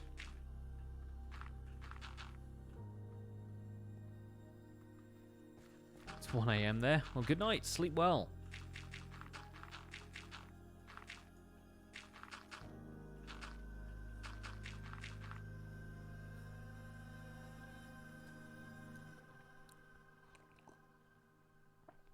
I need a blame Ren feature for Nightbot. Why? I don't have anything to blame Ren for. Is coffee banned in the UK? Not at all. I drink coffee somewhat regularly. Not frequently, but regularly.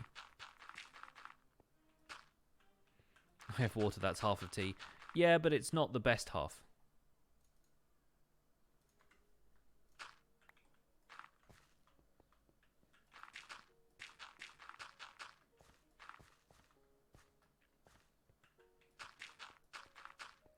If coffee was banned in the UK, I wouldn't live here.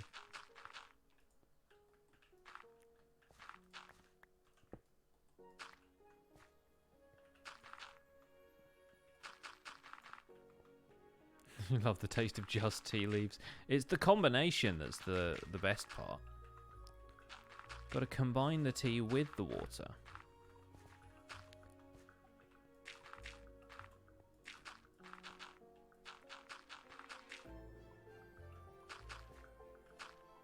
Ask Iskell about blame Ren. Why? Like, I get it, yeah. Like, they're friends and they like to blame each other for stuff. Why do I need that in my stream? I'm confused.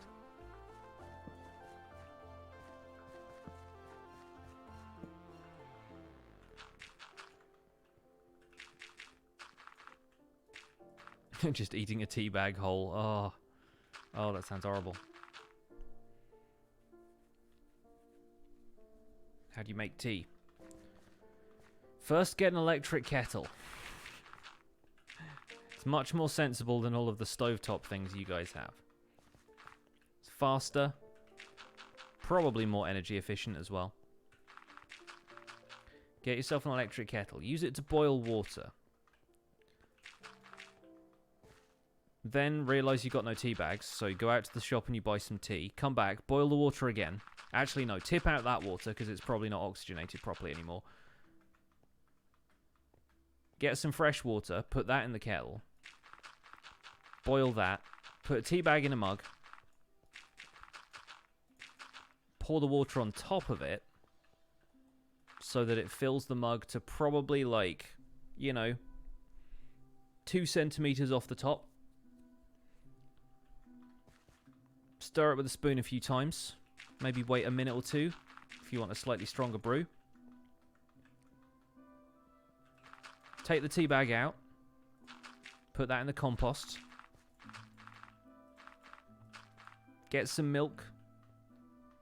your preferred type of milk, your preferred strength of milk, percentage, whatever. Soy milk, that's good too. Any kind of milk, really.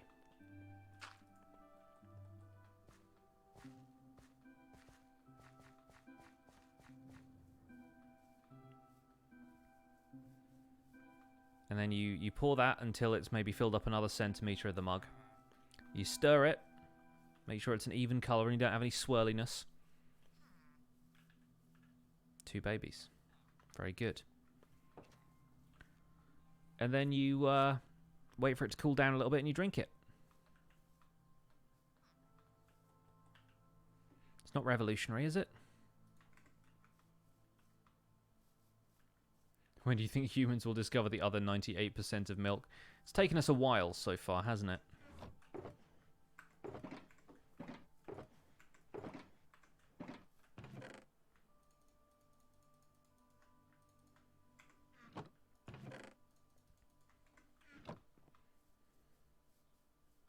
Why are all Minecraft YouTubers British? I have proof that that is not the case. But also because we get a lot of rainy days, and Minecraft is a game that you can play when it's raining outside. Which it is constantly.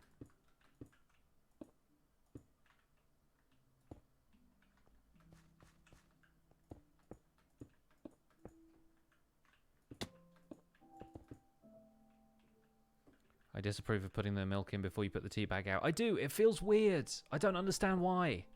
But it does. It feels really weird. Feels wrong somehow.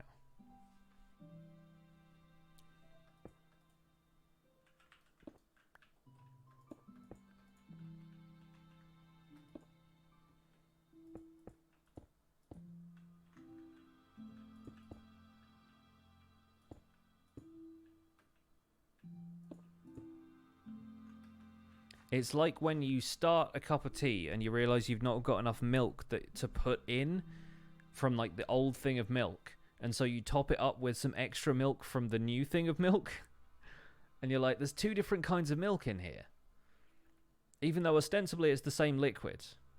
It just feels really weird to be using milk from 2 separate containers. It's like, it's the same with cereal. Like, if you finish up a thing of milk over some cereal and you're like, that's not enough milk, my cereal's going to just be like crunchy like a biscuit, do you then pour some more milk from another container onto it? And that just seems odd.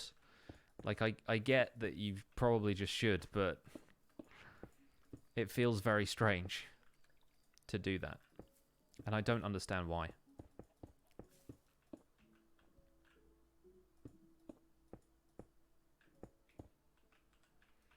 Because it feels like some of the milk is already... It's not going to be spoiled because you're drinking it. But it feels like somehow it should be tainting the other milk. Like, the other milk is so much more fresh. Milk comes in jugs in the UK. I mean, it comes in, like, plastic bottle kind of containers or glass bottles if you get it delivered.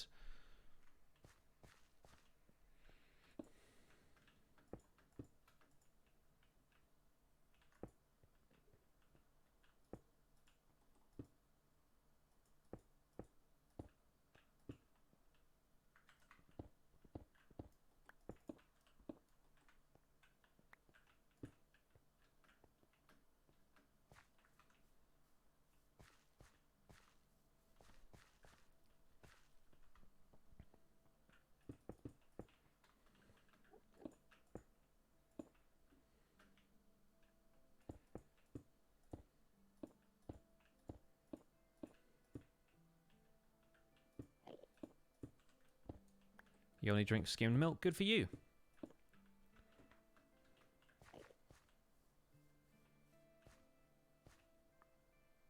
I think this needs some other kind of support to it. It needs like a pillar kind of situation.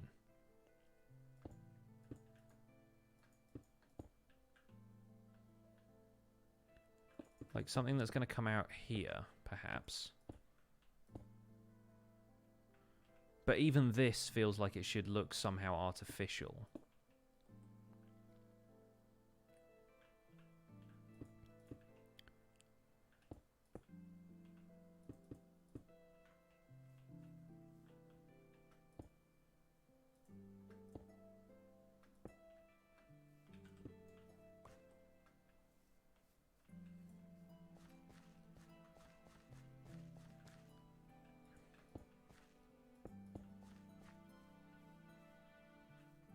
Kind of, maybe.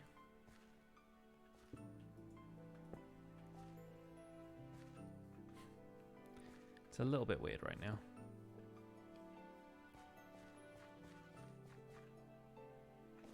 Are you just taking the grass around there and hiding it?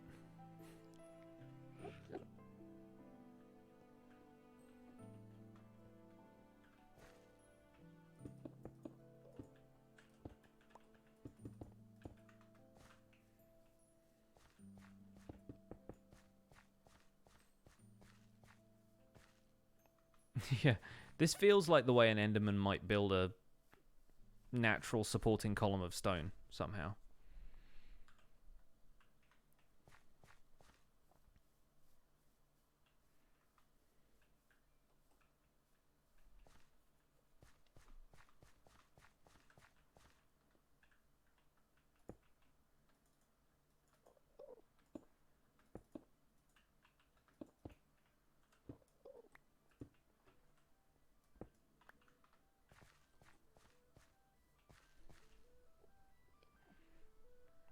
Seems good.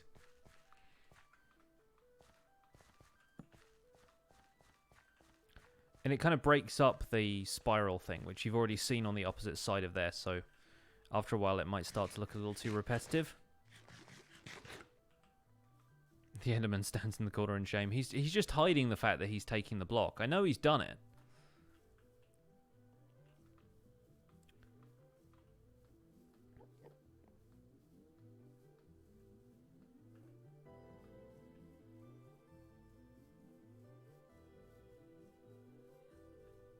These sleepy lads. Is one of them using the bed inside the house? Yes! We've done it! The little one's got the skull poster up as well. He's a rebel. Will I ever play Minecraft with Joel? Maybe at some point, yeah. I think before they start the next series of the Realm of Vaston, Fixit wants us to come on that server and... Oh, you've put it down, have you? Fixit wants us to come to his server and do kind of a tour as, like, the spawn chunks, I think. Or if not, like, as the spawn chunks, then at least kind of make a fun video and put it up on the spawn chunks YouTube channel. Because Joel is a part of that server, so he's been building some stuff with Fix in the crew. Look, that up there, you've done it wrong. And you've done me wrong to boot. There we go. Yeah, that's right, I saw you. Putting grass up there where it don't belong. Look at this.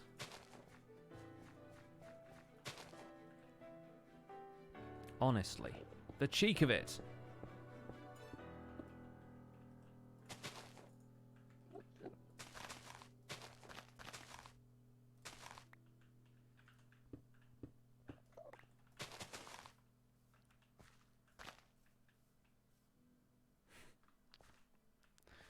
Massive nerds. All of them.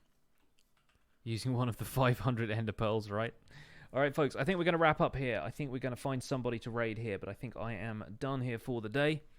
Just wanted to get a little bit of progress done on this, and I think we're establishing a fun style for some of these other landscape features here and there. Let's see who's out there who we can raid.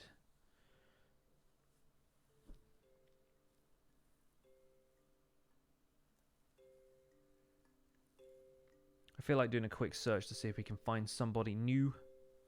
But we got some of the favourites. Here and there.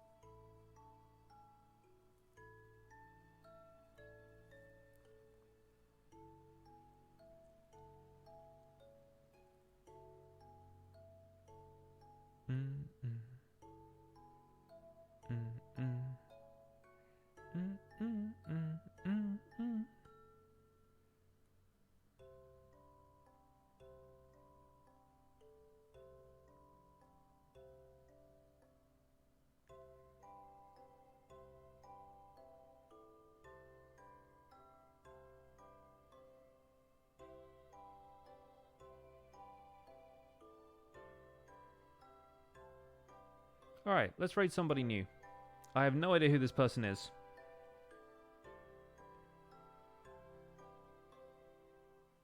So I don't know what their chat rules are. I don't know if this is family friendly. You might want to click away if that's a concern for you. But we are going to raid Hapamochi. And I hope you guys enjoy her stream. Thank you guys so much for being here. My name's been Pixel Riffs. We'll be back on Sunday, probably, with some other streams and shenanigans. Probably a little bit more of this project, but we'll see. We'll see what else we got cooking for the week. Thank you so much for being here, and thank you so much again for 10,000 followers on this wonderful platform here. I'm having a great time on Twitch. I hope you guys are as well. I'll see you guys soon. Take care. Bye for now.